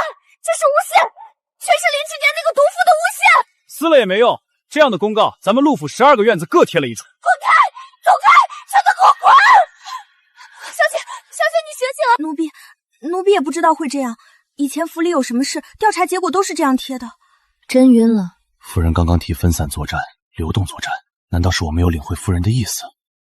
还有事。夫人怎么没有跟赵毅提北列这次出征的统领吴大将军？以往您都会跟自己人说他们的上乘，规避些问题，没什么好聊的。为什么？文能提笔瞎白话，武能翻身摔下马，不忠为主最奸诈，得一便可失天下，就不是那块料。但这同样也是赵毅的机会。大军被打散后，他能快速凝聚流散的队伍，拿到短暂指挥权，保存自己歼灭敌人的流道作战，会是他的核心。总觉得现在年轻一辈上来了，奴婢都要认下，为了小姐。简直丢人现眼！都是奴婢一人所为，与小姐无关。是奴婢心高气傲，小姐什么都不知道，求大人信小姐。罗姑娘要把她再送回发卖的衙子那里吗？大夫人交代了，陆府门第高，不能私自留用底细不清的人。这是府里雷打不动的规矩，没训好的刁奴断不能用。所以您带来的那些人，一个都别想放进来。这帮毒妇是想剪断我的羽翼，我身边连个可心的人都没有，这跟被圈禁的瞎子有什么区别？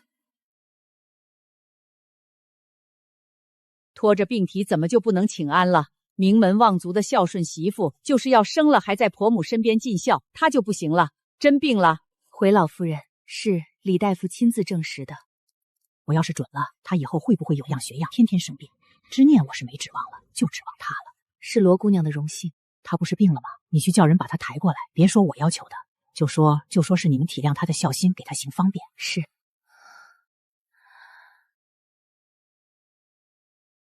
你说什么？罗娘都这样了，你们还要抬她去给老夫人请安？表公子是老夫人吩咐的。表公子？你叫谁？二爷告全府，说家里住进了表公子。他什么时候同意了？他们跟我商量了吗？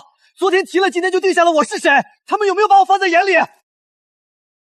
你们擅作主张的时候，有想过我哪怕一丝一毫的感受吗？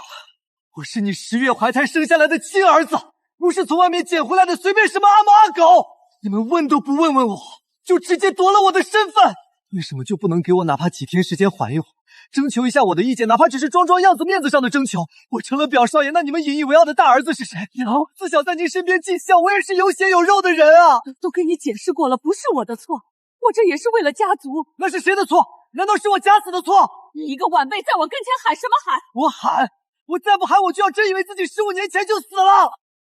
哎呦喂，好啊！你这个不孝子是要活活气死你老娘啊！我含辛茹苦顶着压力同意，都是为了谁啊？除了落不了你一个好字，我白发人送黑发人，吃了多少苦不算，如今回来了还要被你指着鼻子骂，我不如死了算了！我的老天爷啊，我的命怎么就这么苦？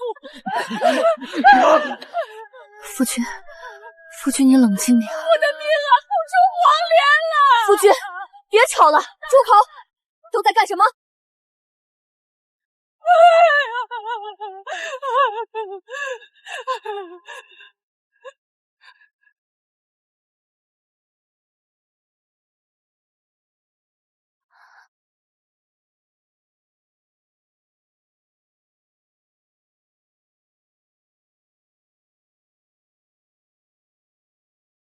大哥，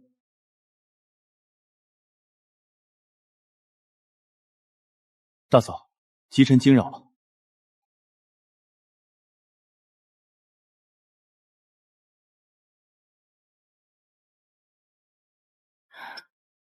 身体好些了？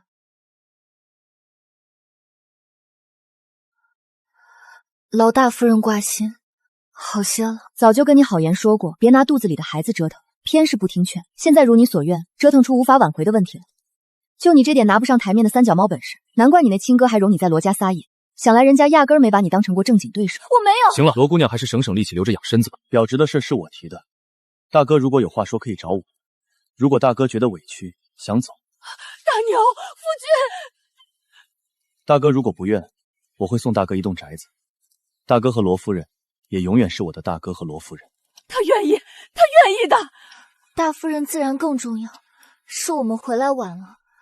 夫君他愿意，夫君。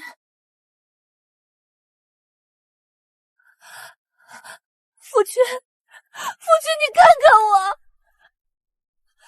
陆清扬，你干什么？陆清扬，你疯了吗？你忘了你对我的承诺了？你说过只有我，现在算什么？你在另一个女人面前粉碎我所有的尊严。陆敬阳，他在罗家用的名字还真是有趣。母亲，我的夫君叫陆大牛，他品行贵重，敦受爱孝，任何困难在他眼里都充满希望。好痛！刚成婚时，他站在门前，摸着后脑勺，不好意思地跟我说：“不要嫌弃我弟弟，我会治好他的。”他还很乖很听话，他见我郁郁寡欢，会笨拙地哄我高兴。他知道我弟弟被卖了，比我还着急。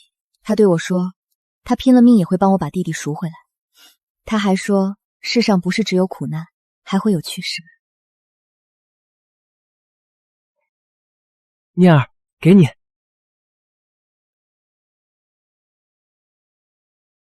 他上承父母，下爱幼弟，有一把好力气。每次从山上回来，都会给我掏一窝鸟蛋，只为了让我多笑一笑。久而久之，每次看到他回来，我好像真的看见了生活的光亮。慢慢的，我会每天煮好饭等他回来。我去见了被卖很久，一直没脸见的大姐。大姐向夫人低头，答应我给夫君谋个好差事。我也开始教幼弟识字。我发现幼弟虽然身体不好，但人极聪明。他早出晚归，不管多累，从不泄气。我怎么能不振作起来，跟上他的脚步？那半年，我们一起努力，果然家在一点点变好，在重见希望。只是他一次上山，没有再回来。有人说那么多血迹肯定被猛兽吃了，有人笑我婆母，说他们是累赘。你儿子跑了，我也不相信。在我心里，如果不是死了，他怎么会不回来？这么多年，我一直很惭愧，总怕做得不好，让他看了笑话。我让幼弟读书，考取功名，也希望他在天之灵能够看到，不要记挂。我的相公、长房大爷、人吼，在我心中犹如神明灯塔。陆敬阳不是陆大牛，大牛死在了16年前，也在今天。我已经安葬了曾经的陆大牛，我的夫君绝不会带着别的女人孩子回来。他一心念我，品行贵重，总之不是你现在的样子。陆敬阳，你看我，你看我。刚醒来的时候，我时刻想着回去，后来不用做苦力的日子，有人伺候的富贵迷了我的眼，是我放弃了他。你恨我吗？不会。若他真的活着，我希望他妻儿双全，无惧无忧，活成他自己高攀不起的样子，而不是像现在这样像个笑话。在他的讲述里，我的存在也只是一个证明他深情与大义的工具。魏主，禁演西游迫在眉睫，只要您一句话，西游绝不会如此猖狂。理由呢？闹腾喧哗，不知所谓，宣扬不正之风。哪里不正？焉用什么理由？处理了就是。魏老说的有道理。然后呢？天下文人好奇汴江城进了什么，四处查找，最后西游里老者的话成为铁律，传播得更广更快，甚成为直至。任何思潮，关键看掌控在什么人手里。说有用吗？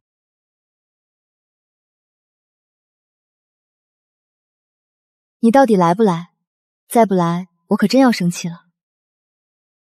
汴京城里的人啊，自始至终都只是被圈养在条条框框里的好猴子，无论怎么跳，也翻不出我的掌心。夫人，这朝廷的禁令怎么一直没下来？咱们各地的戏院和书局都布置好了，如果没有禁令推波助澜，咱们下一步的扩张借口可怎么办啊？没有就没有啊！您之前不是说借着禁令反向操作吗？进驻各地市场的借口我们早就抛出去了，何必非要死盯着一道禁令？尤其是那个人魏迟渊，他可没那么好糊弄。魏迟渊，大周的皇权在他面前简直就像个笑话。我曾亲自率兵突进，遭遇劫杀，他却轻易调动了当地佛寺的力量。我当时不明白，大周皇帝得位不正，为何却没有被世家完全操控？原来一直有一条庞大的巨蛇盘根在这片土地上。大周佛庙占了1/3的土地，无数钱财商铺都在他们手里。魏家千年屹立的答案，用宗教掌控大周半数财政，用9大书院控制科举，用武僧弥补魏诸军的空缺。魏迟渊，他不是帝王，胜似帝王。孩儿给娘请安，祝娘身体康健，福寿永康。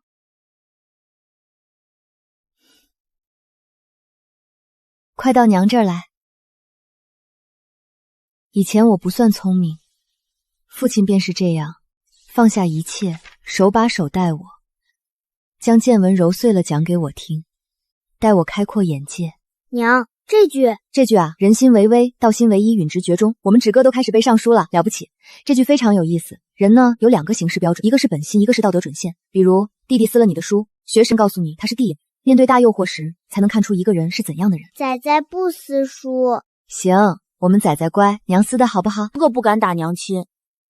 所以我现在想让弟弟闭嘴是本心，但让他说是道心。是，我们止歌会练道心了。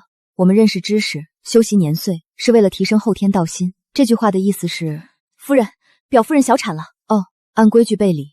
人心是危险难安的，道心也微妙难明。若是破题，你想从哪一方面破呢？道心说治民，那这里的道和道可道的道有什么不同？前者是个人的认知观，后者是天地运行大道。魏家藏天下真经，历代先贤的批注手执，真该给止歌看看。魏家修书为天下标准，借此掌控升迁途径，扼住科举命脉。这科举我绝不能碰，但可以给这个模式注水，降低知识成本，靠货字印刷让2两银子的书变成白菜价，这才是破局之道。好饭不能自己吃。春草，奴婢在。表夫人那边怎么回事？回爷，表夫人跟表公子不知道因为什么闹了起来，表夫人情绪非常激动，还动了手，孩子就没保住。夫人知道吗？通知了，夫人按例给的问礼，将人搬到明阁去。进出府不要再碰到大房这边。是。二爷，3皇子4皇子的人今晨扮成菜农掏粪工混了进来，消息已经放出去了。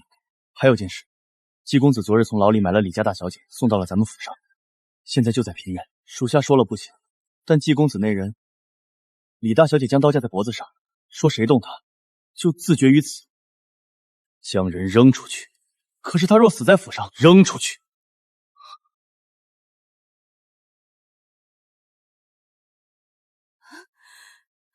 别过来！我就是死，也不委身任何人。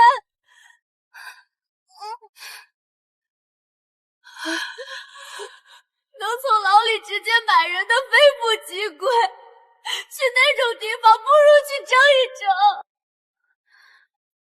去哪里有什么区别？难道别人还会把我当人供起来吗？放心，我们爷没那个意思，就是送您出去。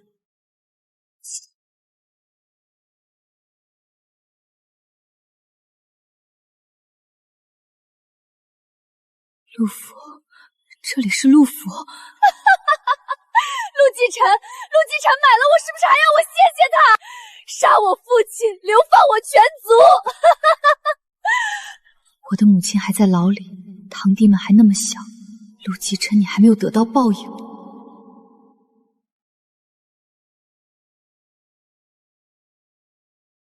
哟，本就是要买来尝尝的，想不到竟遇上这样的好事。给小爷带回去。是。夫人，李大小姐被带走了，我们要不要？他脑子有问题，才会为一个女人谋杀朝廷命官。2个月后，让季缺拿卖身庆将人要回来，卖去他兄长的流放之地。人给扔出来了。自是，这女子是下面花16个春秋调教出的，最解意不过。什么样的差事都能胜任。自是。那就给他找个好去处，事成之后，重重有赏。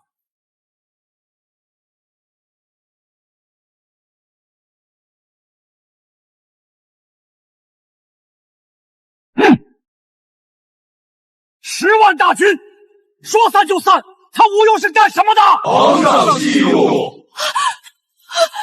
陛下息怒，战局瞬息万变，或许会有转机。转机？刚出征就丢盔弃甲，让蛮颜如何看朕的大周？大周军事竟如此不堪，让朕如何不怒？皇上，我大周将士个个勇猛，定然奋杀在最前线，反而是吴将军多年来苛待懒政，残害忠良，出征前竟还饮酒取乐。臣这里证据确凿，现参吴将军9条罪状，均有人画押，指证条条恶劣，事事惊心，望皇上杀之以敬天。皇上冤枉啊！妾身的父亲冤枉啊！皇上，前线将士奋勇杀敌，难道让这样一个人继续统帅？皇上，妾身父亲冤枉！1个月前，你还笑本宫年老色衰，该等着颐养天年。跟皇上在苦寒之地熬了8年的是本宫，受过苦的人是要回报的，回报不了爱，就回报权势。皇上，昨晚有人鸣鼓，状告吴大人半年前曾挪动粮草以资敌。没有，皇上明察，妾身的父亲不是那种人。父皇，外祖父绝对不会那么做，请父皇明察。姓徐的难怪扫兴，这所谓的证据本就是本宫随便让人说的，但如果这件事徐正要插手，皇上，两军对阵，切忌换首领。何况如今只是一方人片面之言，还需吴将军当面对质。皇上三思。皇上三思。姓徐的难怪扫兴，这所谓的证据本就是本宫随便让人说的，但如果这件事徐正要插手，娘娘自重。刚回宫时，世家贵女几乎加空了我的权力，勾搭不动这京中第一公子，我就用下三滥的手段对他下药。只要怀上他的孩子，他徐正再怎么着，也得给这逆子铺路，扶他做太子。我日子最舒心的那2年，就是怀孕生子时，这些趾高气扬的美人匍匐在我脚下，生怕我有一丝闪失，那才叫大权在握。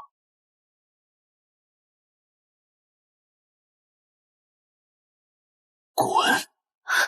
当初事情败露，如果不是我跑得快，他早杀了我。徐正不肯帮我，也休想帮别人。吴贵妃敢联合2皇子窥视太子之位，大不了不弄死吴庸，吓一吓这贱人也好。皇上，吴庸恶行昭昭，前线军溃散，不杀不足以平民愤，请斩吴庸。皇上不能仅听一家之言，吴大人忠君为国，临阵换将乃兵家大忌。此等蛀虫不除，大军都散了，留这等将领何用？不如杀了季琦，扬我大周军威。够了！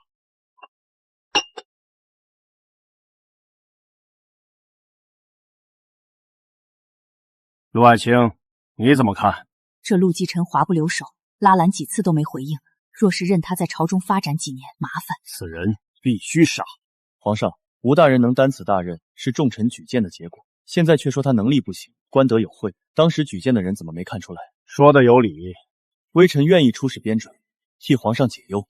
他若亲自领兵，只会在边疆威望更甚。爱卿不必，你留在朕身边，朕才放心。你可有举荐的人选？臣不敢妄言。都这个时候了，朕准你说。微臣已3年未到过本疆，不知如今战况。何况微臣是文臣，极少与驻军来往。不过微臣记得有次下雨视察河道，路遇一位姓许的守备路华草休息在此，他却说此雨短时间内不会停，反而会让水道团集3日，必须加快行程。结果河道果然团结3日，以微臣拙见，能对天文地利如此了解的人，在军备上自然有独到见解。传令下去，升徐守备为城门领，暂指北疆大军。遵旨。朕累了，都散了吧。陆爱卿留下陪朕走走。是。徐夫人慢些，张姑姑多礼了。夫人，刚刚宴上，徐大人未动茶杯，可是那花纹大人不喜欢。张姑姑多虑了，大人出府时饮了些茶，只是不可罢了。我先走一步。徐大人摘得真干净，短短几句话就让一个守备官升1级。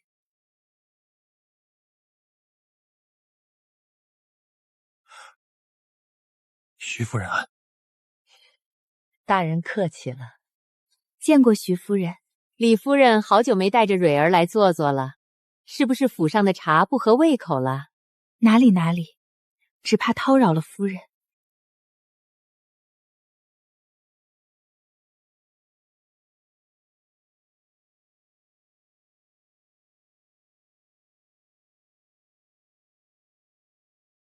今日吴贵妃哭得好不可怜，为什么？20多年了，你为什么从来不肯看我一眼？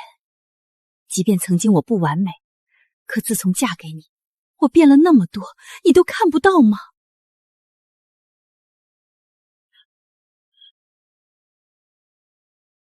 娶我？你以为我是钱家嫡女，能让你占到什么天大的好处？我不是，我只是个低贱的庶女。我怀了别人的野种，那个男人跑了，我现在回去就是死路一条，会被沉塘的。你凭什么说要救我？我只要一个虚名的妻子。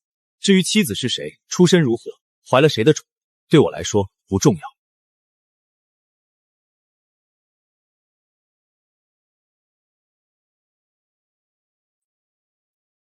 那是这辈子最快乐的时光，我彻底摆脱了钱家的倾压，成了他们这辈子都撼动不了的存在。他给了我一切体面，可成婚后，他再也没有出现过。后院是我的，前院是他的，可坐在这个位置上，我怎么可能不爱上他？我想干干净净地跟着他，可这个耻辱，我做不掉。娘，娘！徐正，这下你可以多爱我一点了。当晚，前院就打死了3个放我进去的下人，我再也没有踏进过前院一步。可我太想见他了，哪怕一眼。我往后院添了无数干净美丽的少女，可他不管不问，嫉妒烧穿了我的心。我找来乞丐装作他，随后又因为恶心，亲手杀了那个乞丐。我又买了很多可怜的女子，看着他们跟长工私通，生下的孩子全都姓徐。我把后院搅和成这般污秽，这回他总该找我兴师问罪了吧？恭喜徐大人，听说府上又添新丁，真是多子多福啊！原来这个院子在他那里早就已经不存在了。他说只要一个有名无实的妻子，他真的说到做到。父亲，爹，您辛苦了。什么东西？真以为自己身世不凡了？不过是一群贱种。娘，爹爹总那么偏心三哥哥，明明二哥哥先来的，三哥哥才刚回来而已，爹爹真是不变真心。好了，闭嘴！快殿试了。是父亲。魏平，属下在，将我以前批复的书给他送过去。是。多谢父亲。娘，你弄疼我了。都别在门口站着了，进去吧。徐不歪哪里去了？德叔这样的好事，凭什么他不在场？大公子，夫人她又犯病了，您快回营里去吧。每次夫人犯病，您都会遍体鳞伤，您千万不能回去。我去看看母亲。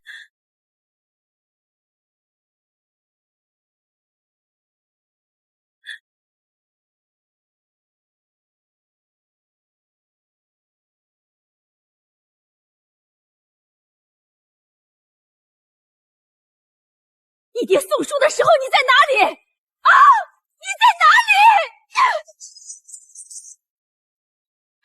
弄不到好东西，你要这只做文章的手有什么用？留着是个废物。母亲教训的是，你去把你爹的书给我要回来，那是你的，不去偷，你去给我偷回来。好。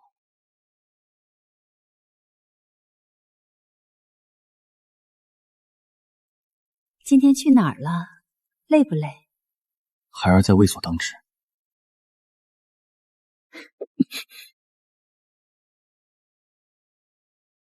当值能有你父亲重要？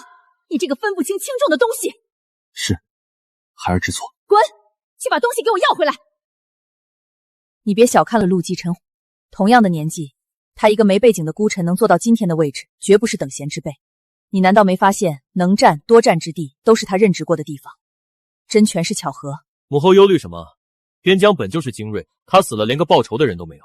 还是要让人多查查，若是弄不到你手下，早点处理了，免得坏事。孩儿怕母后舍不得。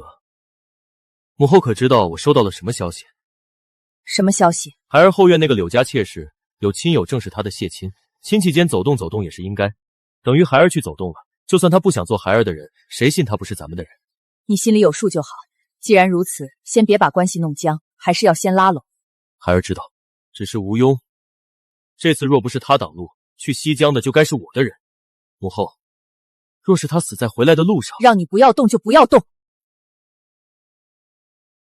吴庸犯了这么大的错，以后讨不到什么好。对一个废人，何必脏了手，甚至让人顺藤摸瓜摸到咱们这里？是。为了皇儿的大业，就算拉下脸去求娶徐相的女儿，我也做得出。就怕当年的事，把徐相这条路走死了。走过路过不要错过，口渴吃饭打尖住店喽！乡里乡亲停脚喝水，分文不取哟。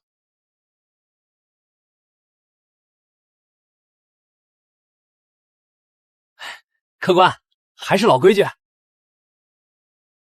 好嘞，里面请，小的这就去把里头的蜘蛛网给你扫一扫。不要998，不要98，8两，仅需8两，你就可以把这个扁担山气带回家。太贵了。对，那是你不懂它的价值。这是扁担吗？不，这是血液动脉，是商业动力，是星罗皮布的河流之脉。你挑的是琐碎吗？错，你挑的是经济，扛起的是未来，摸索的是人民好生活。让我喊一声，扁担的出货喽！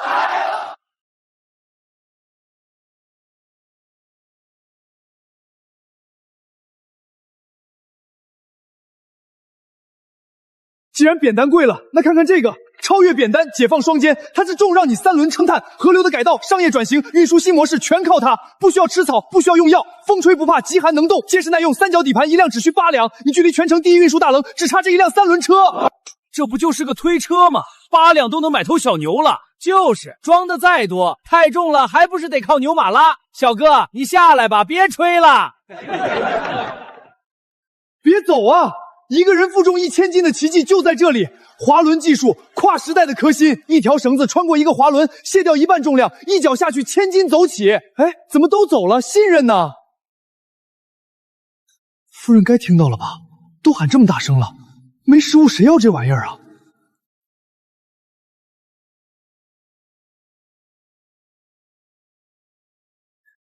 ？8两吗？什么8两？我就是随便说说。我要了，可以改吗？一个人蹬，如果换成3个人蹬，载重能增加吗？车身还能加大吗？他看得不像买主，难道楼上坐着这茶馆真正的大老板，挂那幅字的人？不急，3轮我要了。你说真的？这东西现在就一个图，你不怕我是骗子？能不能加大加宽？定做价位不一样，需要改图纸，手搓和量产差距巨大。你真要？我知道，真要。行，我帮您问问。小二上茶。就凭兄弟您这眼光，值得付100。不过是一些取巧的物件，姐姐若看得上，哪里用走这些程序，定然有姐姐的位置。你呀，就是心思巧，总有一些稀奇古怪的想法，闲来无事就爱琢磨这些。陆大人年纪不小了，听婆娘前段时间说，他与徐家老夫人上了几次香。我近来忙，很少过问这些。那老婆子眼光还挺高，徐家可没有嫡女。看我这嘴，我就先走了。改天你去学堂接孩子，可要多去我那里坐坐。夫人对她太客气了。她也没说什么，今天能来这么多夫人，也是因为谢大夫人会来赴约。可是说是竞拍项目，其实每位夫人都能按娘家势力分到一地，后续分账就看他们对这项目的重视程度，不断加码的人拿到的利益才会不同。怎么啦？被欺负啦？楼里拖欠你薪水啦？夫人，有人要买车，还要加大加宽。定滑轮、动滑轮、涡轮动力，只要换上不同的动能，时代就能一次次跨越。我们对结构的积累从来都不差，只是曾经遗失的态度。夫人，就是他，徐生，店里的常客。姓徐，徐相的大公子徐不歪，从不拖欠手下士卒的饷银，有赏必按工发放。这些图纸很有创意，军用价值不小，记你们一功。多谢夫人。你去接待他吧。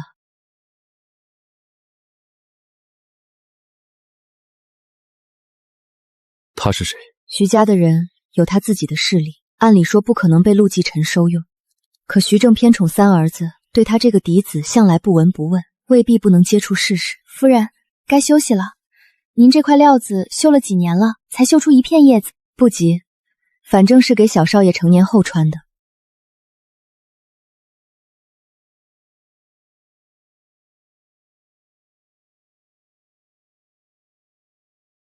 我今天遇到徐相的大儿子了。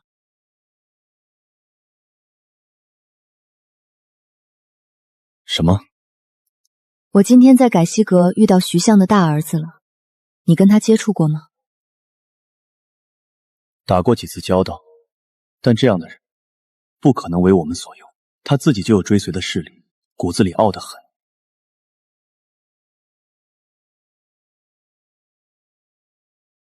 徐相似乎没有在李将军的事情上为难你，不知道为什么矛头突然对向三皇子。我发现徐相非常针对三皇子。凡是关于三皇子的事，哪怕像吴庸这样的小事，徐相都不会让三皇子办成。能让徐相放下李大将军去针对，是很稀奇。这次也算意外收获，北疆换上了许破。多来几次这样的事，我们就好办了。你这是痴心妄想，皇上兴兵哪有那么简单？这次也不过是震慑为主。未必。怎么说？帝王最在乎什么？长生不老。你说。皇上。您自登基以来，以仁德之心广施恩泽，减免赋税，开仓赈粮，推行科举，广纳贤才，更通过和平手段化解纷争，使边疆安宁，万邦来朝。吾皇之光辉必将照亮周国，横扫莽荒。可皇上觉得哪位帝王能照古今？古有始皇镇龙脉，汉有武帝打出脊梁，唐军横扫六合，扬威名。他们不屑于一国之内，而今让敦文年号与三皇并肩的丰功伟绩就在皇上的手里。皇上，何为四海？东海、南海、渤海、黄海。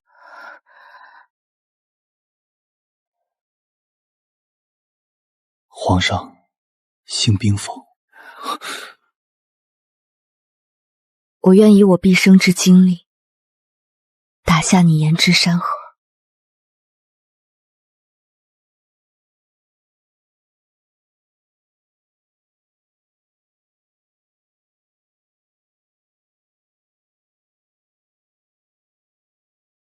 哎呀，对不起。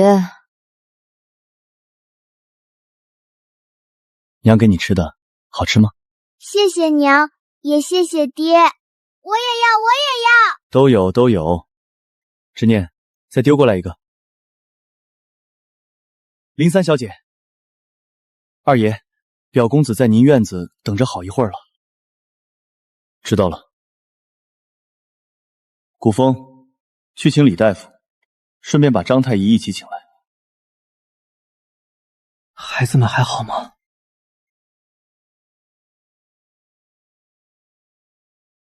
你会成婚吗？不会。太医的事，我代你表嫂谢谢你。她脾气表嫂的身体要紧。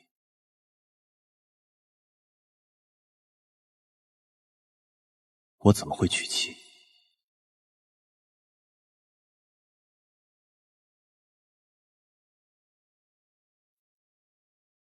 属下马上去查。不用，二爷，剁碎了撒门口，以尽孝游。夫人饶命，奴婢是季大人买进来的人。古风，把他洗一番，送去给夫人。告诉夫人我没时间，让她帮忙通知季缺领回她的解语花。季缺身边有这样的美人，她当然要知道知道。是，不是那样，是前几日不小心落下的，二爷还特意让您送回来，也太小题大做了。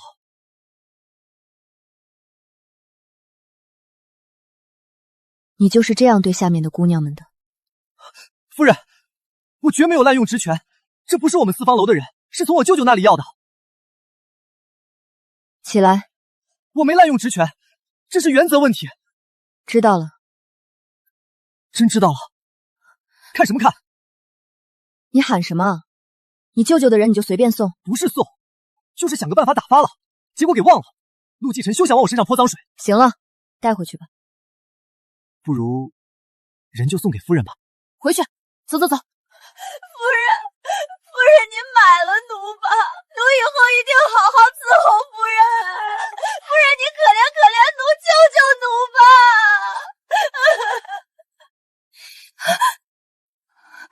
你是谁训出来的人？遇到生死时刻，完美的早就丧失了人性，绝不敢求救。他竟然有自我意识，这匹兽马的训练出了大问题，如果不全部作废，非出大事不可。怎么哭了？想到了我的母亲，他们还不知道在哪里受苦。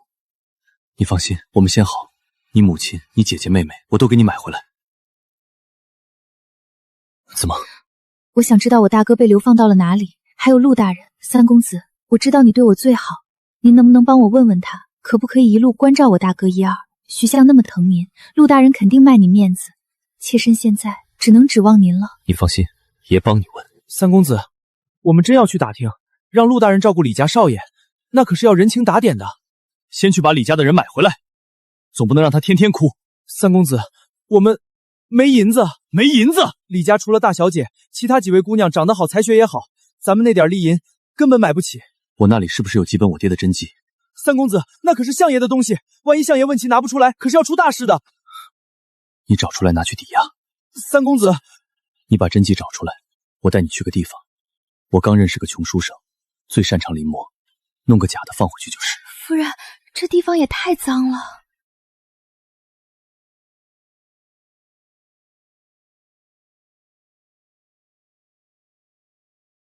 够快。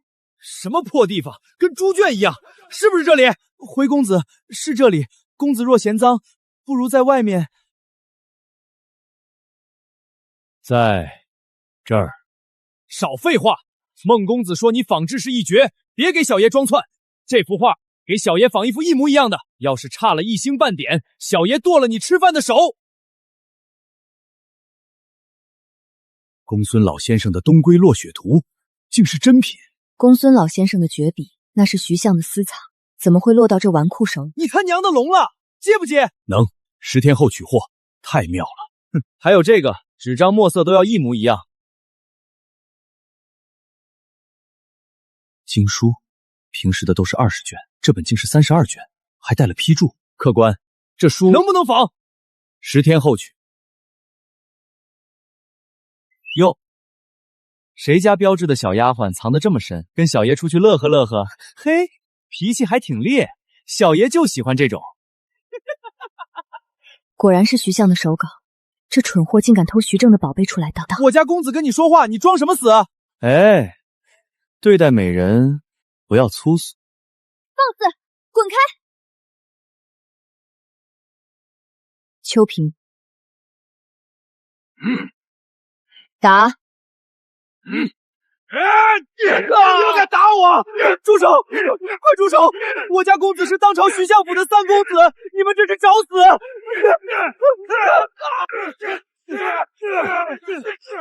公子，别打了，要出人命了！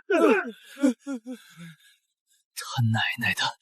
你们这群小民，竟敢打当朝相府的公子，我要扒了你们的皮！你睁开狗眼看清楚，我家夫人乃是陆府长房大夫人，当朝3品陆尚书，正是我们府上的二爷。陆锦臣的家眷，那个在朝堂上杀人不眨眼，连我爹都要忌惮3分的活阎王。我今天出门是撞了什么邪，招惹到这位姑奶奶头上了？公子，我们原来是陆夫人，刚刚是在下眼拙冒犯，该向这位姑娘赔礼才对。既然是误会，解开便好。拿些药材给这位小厮包扎。不用了，不用了，多谢夫人。夫人吩咐，那本徐相的手稿多拓印一本。大人，东西用追回来吗？你刚才说哪幅？回大人，东归落雪图。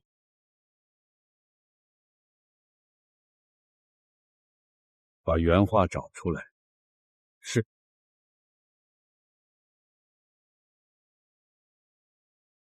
等一人归，不过是个男人画来向回娘家的妻子卖弄可怜，想讨一丝恩爱罢了。就像当年的我恨三皇子不是我的儿子，但我更恨他口口声声说爱我，却和周启在一起。若不是三皇子长得太像皇帝，他是不是还会继续骗我？我成婚是逼不得已，我心里爱的只有你。既然这样，即便冒天下之大不韪又何妨？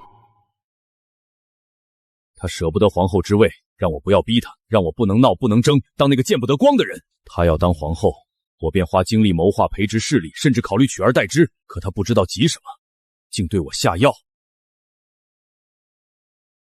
我太爱你了，我觉得你不爱我，我慌了才会如此。事发后，他没有向我哭诉他的不得已，只理直气壮地护住那个孩子，说他也不知道孩子不是我的。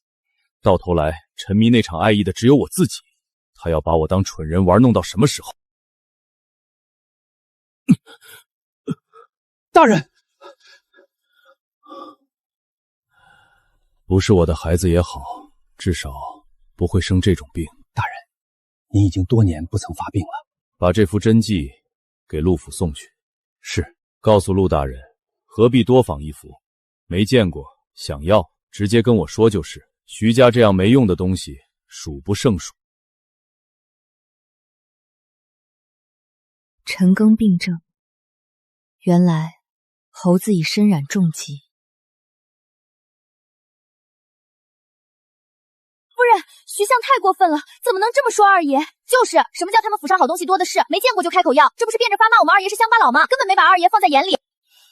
徐相什么身份？不把你们二爷放在眼里，不是理所当然吗？夫人，您怎么还帮着外人说话呀？再说了，说两句就能得到这种好东西，让相爷多说两句，把徐府画库搬空了也行。夫人什么身份？怎么能为了一幅画让外人这么编排？去问问你们二爷，他说不定也希望徐相多骂两句，再送两幅过来。平日里那些人聚在一起，第一件事就是骂他，还不是什么好处都没有。500两，这幅画保守估计500两，买10个冬裤都有富裕。这么贵？那骂我好了，骂我几句也行，但还是不能骂夫人的。好了，别贫嘴了，等二爷回来了，让他过来好好赏赏。他最是喜欢公孙先生的白描。是。徐相今日格外沉默，整个议事过程，他连手都没有露出来。尚书大人，徐相刚才在殿上那番话是什么意思？是要斩三皇子的7寸吗？苏家若倒了，三皇子对外的根基可就塌了一半。何止是冲着三皇子去的？大人的意思是，徐相借着皇上问政，大谈外戚专权，暗示立太子必先斩外戚。这把刀是冲着所有皇子去的，连四皇子都没放过。徐相就不怕皇上真听进去了？他支持的四皇子先把自己的外戚给斩了。四皇子的外家会不会觉得徐相想独占四皇子势力，先跟徐相斗起来？这一招逼所有人入局，够狠。所以他支持哪个皇子都未必是真。那我们这种事，我们不参与。怎么就突然提到了外戚？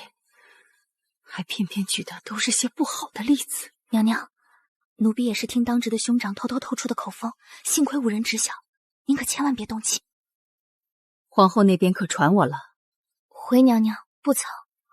如果皇后传我，立即来报，绝不能让三皇子吃亏。谁能想到，我一个奴婢出身的人，儿子竟被当作嫡子养着，距离太子之位只有一步之遥。皇家立嫡不立贤，只要不出错，这天下就是我皇儿的。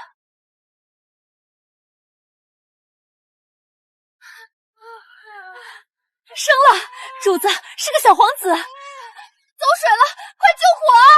皇后娘娘动了胎气，临时要用这边的产房。这不是我的孩子，我的孩子被抱给了皇后，谁敢说不是？谁又知道不是？这就是我的皇儿，而我的亲生骨肉有那个命去当皇上的嫡子。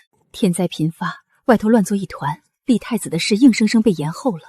这个孩子只要还活着，就早晚会出事。万一他长大了，眉眼长得像皇后，那我的亲生骨肉，我的真皇儿就全毁了，绝不能留他。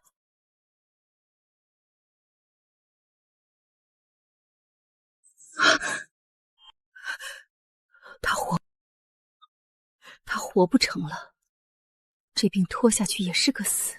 别让他再痛苦的折腾了，也别为了救他耗尽了皇上对我仅存的一点怜惜。你亲手去处理干净，绝不能留下任何痕迹。那个孩子死了，皇后以为是她的生产耽误了我的孩子，对我越发照拂，我也成了她最信任的心腹。娘娘，刚才那杯茶凉了，奴婢给您换一杯热的。皇后娘娘待我恩重如山，视我为姐妹，我自然要用这满腔的赤胆忠心来好好回报她。我怎么会对皇后不好呢？我们有着共同爱着的孩子，有着紧紧绑在一起的共同利益。只要三皇子能顺利登基，让我把心掏出来给他都行。我永远都会是皇后娘娘最信任的人，以后都不会例外。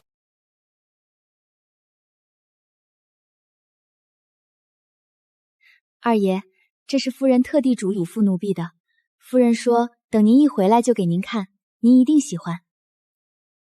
夫人用心了，这画从哪里收上来的？回二爷，画不是收上来的，是徐府送来的。徐府怎么会突然送上这幅真迹？徐相让人带画，说二爷没见过好东西，特意送来看看。怎么突然想到说这个？还不是徐家三公子。前些日子夫人遇到他，明明是徐公子先找的事，春草姐姐都没招惹他。夫人很有分寸，趁他还没报名号就动了手。徐三公子怎么能那样？你说徐家三公子拿出什么卖？是徐相的手稿。徐三公子拿了徐相的手稿出来，让文海轩仿传下去。徐相最近日子拮据，不惜拿手稿出来卖，让看到的人帮徐相解解燃眉之急。是。扔出去。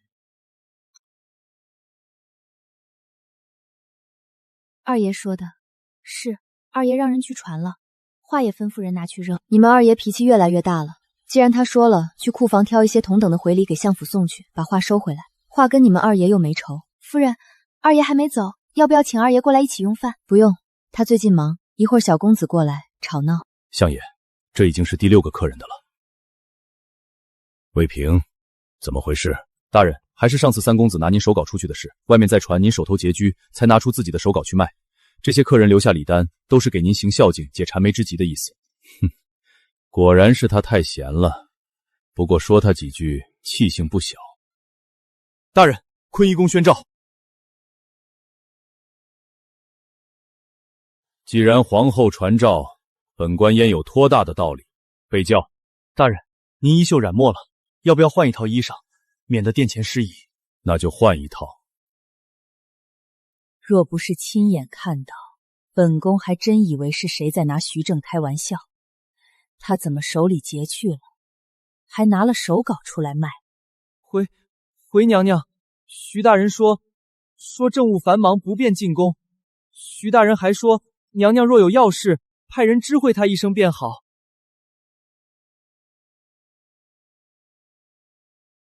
娘娘，嬷嬷不至于如此，本宫被下的脸面还少，这点事不会放在心上。只是这2年正是立储的关键时刻，皇儿若是得他一丝举棋不定的摇摆，胜算都大得多。嬷嬷，奴婢在，你说我用曾经的情势威胁他，娘娘快别说了，这事曝光，您和相爷谁也讨不了好。相爷与皇后有闪难听，皇后您名声就好了，三皇子名声就好了，快别折腾了。若是为了皇儿，给他跪下。皇上驾到！陛下日理万机，还不忘来看臣妾，陛下辛苦。何须多礼，太医说你没休息好，朕来看看。一点小风寒而已，太医小题大做。皇上这是刚从哪里过来？这么重的胭脂味儿。秋菊开了，大概染上了。皇上，妾身病着，回头皇上再病了，才是妾身的错。朕哪有那么脆弱？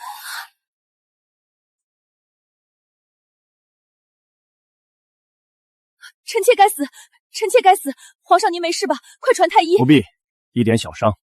朕还有事，先走一步，你注意身体，别总绣这些。臣妾谢皇上叮嘱。若是真怜惜我，太子之位给了皇儿就是。可他在干什么？提外戚。还有那个徐正，火上浇油的提，他也不怕把自己烧死。娘娘，打听打听徐相什么时候回府。既然他没空，本宫亲自去给他送银子。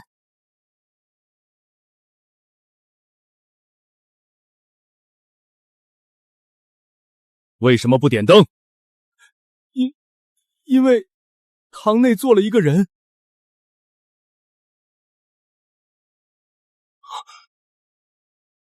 掌灯。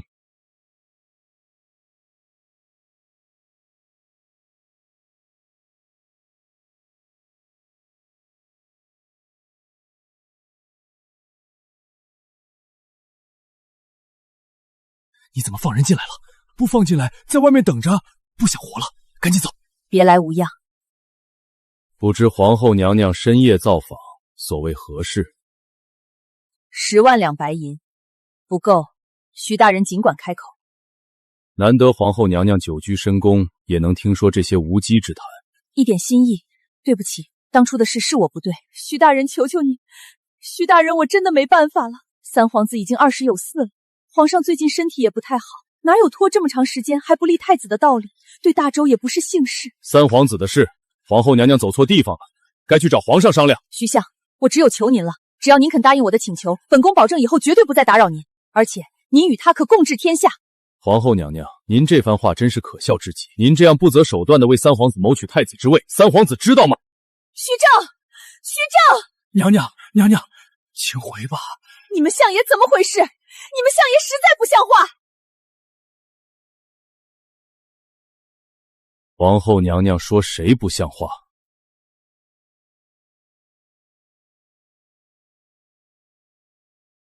有什么比这更能确保彼此间的牢固联系？出去。好久没吃过你这里的香酥加乳料了，上一碗，热一点。出去。未带随侍，借你的人用一用。出去。出去就出去。我倒要看看，这样出去，谁名声更臭。等着。三步你老了不少，如今也成家了吧？托娘娘的福，奴才家人都好。那就好，我不喜欢红色，换蓝色的，孔雀蓝。徐府有一件蓝色头面，我一直很喜欢。是。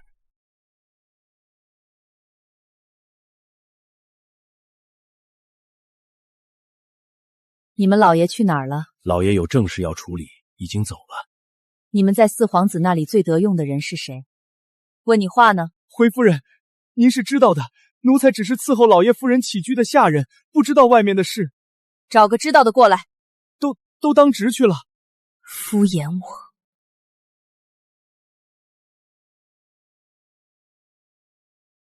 夫人，今早三不管家开了库房，取走了一套蓝宝头面，女子用的那套。是。谁用了？没听说。相爷送谁了？不用急，谁家得了这样好的东西，过后定会下帖来道谢。到时候我们也要好好备上同等价值的还礼。夫人，慢点。我们夫人自己下。我来。不，我来。好了，进去了。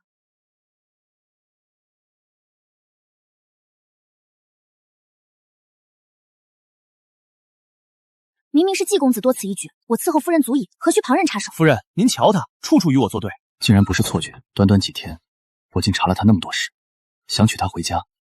可若是母亲不同意，现在的任何接近都只会唐突了他。夫人，字体千篇一律，毫无风骨，会有人喜欢？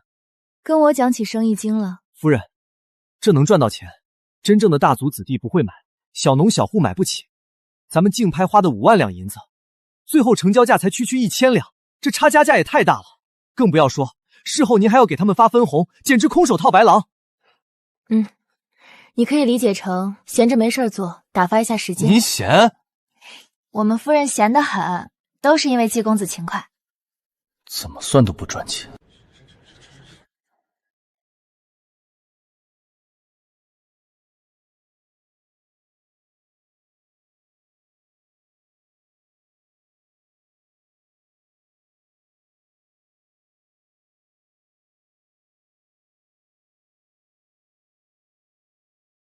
他这副反应，难道那些传言他没有听说？似乎不像。徐大人，我的徐大人，您脸上的伤怎么回事？我看看。王爷不是眼睛不好，看来这些日子是好了。还是不太好，主要是徐大人您太显眼，这不会是猫抓的吧？我府上有只了之华的。滑的啊。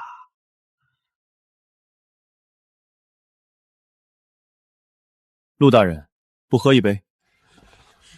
多谢大人，不可。可不可的喝了才知道。你看徐大人脸上的伤，细不细？孩子不愿意喝就算了。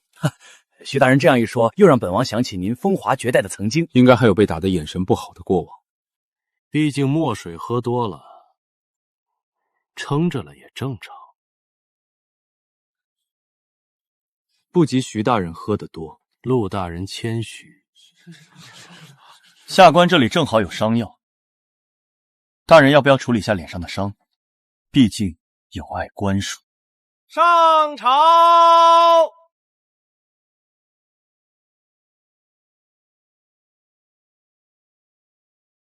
微臣参见皇上，见过徐大人。爱卿快坐，不是朕说你，爱卿还应该先处理一下脸上的伤势，再上朝才好。不过一些小伤，微臣以为相比这点小事，皇上更关注大事。哪个女子抓的？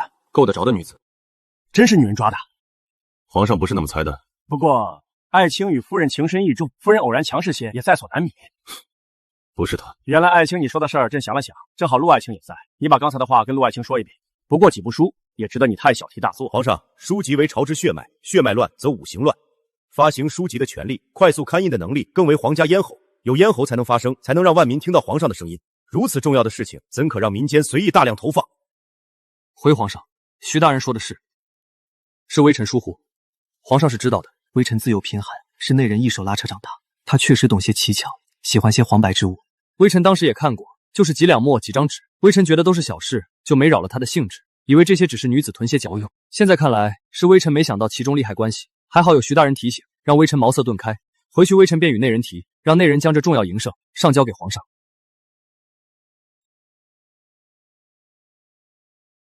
可这件事可大可小，陆大人的家眷人品自不必说，想必不会印些污糟秽语网乱民众。但陆大人的人不会，不代表下面钻了空子，岂不是让人抓了把柄参陆大人一本？皇上痛失一员爱将。徐大人说的是，谢徐大人为下官考虑。客气，尽臣子本分而已。这件事朕心里有数，几本书而已。陆爱卿家的开销，总要有人做生意维持。皇上几番维护，臣惭愧莫及。徐大人也的确提醒了微臣，不如让徐大人监管如何？这样徐大人也能放心。好啊，把监管权交出来过了明路，以后岂不是要把印书处开满大周？蠢皇帝明显不想动。徐某不才，不敢担此大任。既然徐某没时间，还是撤了吧。刚刚大人不是还是国之血脉，掐断了不好吧？既然徐大人怕麻烦，微臣愿为皇上监管。好，算了，既然是书舍小事，提什么监管？皇上不可，臣愿意接受监管。若皇上徐大人信不过在下，可让太学院一起监管。还惦记上太学院了，好赖都在他一家的锅里生。行了，一点小事儿也让你们两个争论不休。既然闲了，就说说边陲的事儿。年轻人，夜路走多了，早晚会遇到鬼，尾巴藏干净点才好。用吗？他所任职的地方，税政一切正常，几次去查都抓不到任何把柄。多谢。这小子感觉不对。你得罪陆介臣做什么？不就一个破书摊？他家女眷愿意开就开，银子不够你去添，人情往来不就行了？你偏偏不知轻重去得罪他，你是不是故意的？就为了这点事？这还不够大？利处近在眼前，陆介臣深受周启信任，你想做什么？是我太心急了。你看你年龄长了，脾气还长了，我也是太急了，你别往三心里殿下的事，皇后以后还是少提。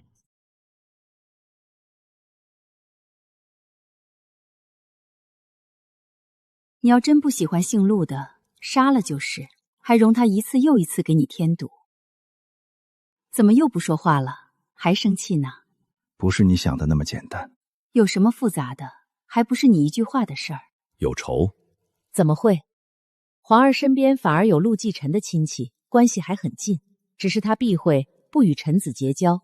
其实若是用心拉拢，陆继晨也可以是他的一个助力。周连横跟陆继晨沾亲，是我劝他走动走动来着，都紧着你先杀，还疑神疑鬼。谁让皇后聪运，想把残害忠良的罪名按在下官身上，等于按在四皇子身上。你猜我？除一个强劲对手，好全了皇后的心思。我刚刚听到他对上陆吉深，太极想差了，竟自动将他化成了我的人。行，我不给意见，你愿意怎么样就怎么样，总行了吧？陆继晨那家书舍真有那么严重？就是一个小作坊，能有那么大分量？本宫要不要过来？或者本宫也办一家？妇人之见。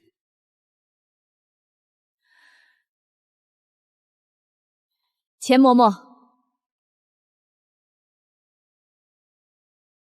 送徐大人出去。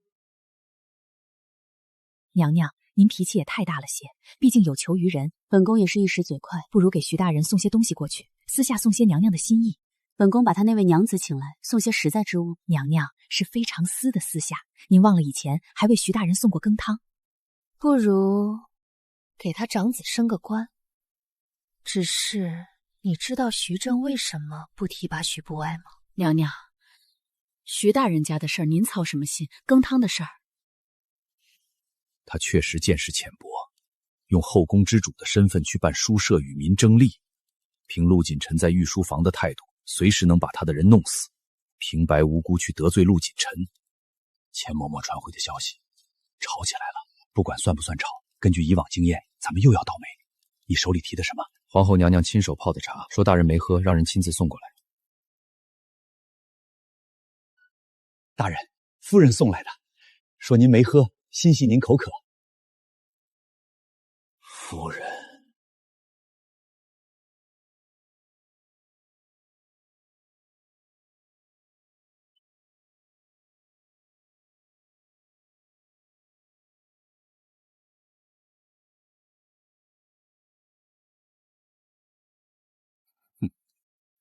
没事了。唉，怎么三皇子就不是我们大人的孩子呢？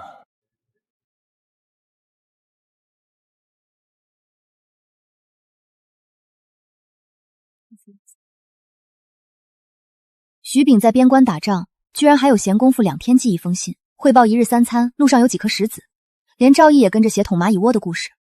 把这些退回去，让他知道我看见了。许将军和芸娘一样，就是怕夫人身边新人多，离得远了，把他们给忘了。去看看二爷是不是方便，如果他有时间，让他过来一趟。是。徐正白天肯定找了麻烦，陆吉晨性子内敛，有事只会隐忍，未必肯说。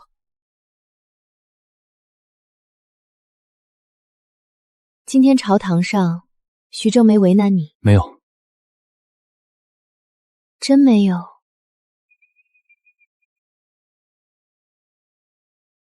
只是提了几句，皇上没有接他的话。事后我又向皇上解释了一二，皇上并未放在心上。他事后未必不会对你直接动手。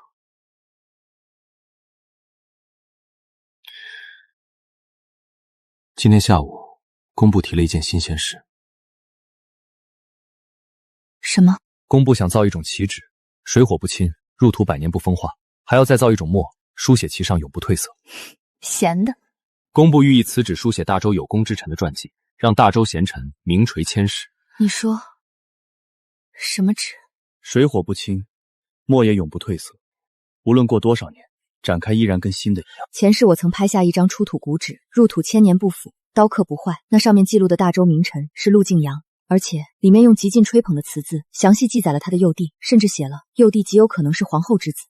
陆敬阳弟弟皇子，水火不侵的纸，皇家子嗣绝不可能轻易调报。那纸上却作为荣耀，清清楚楚的记录在册。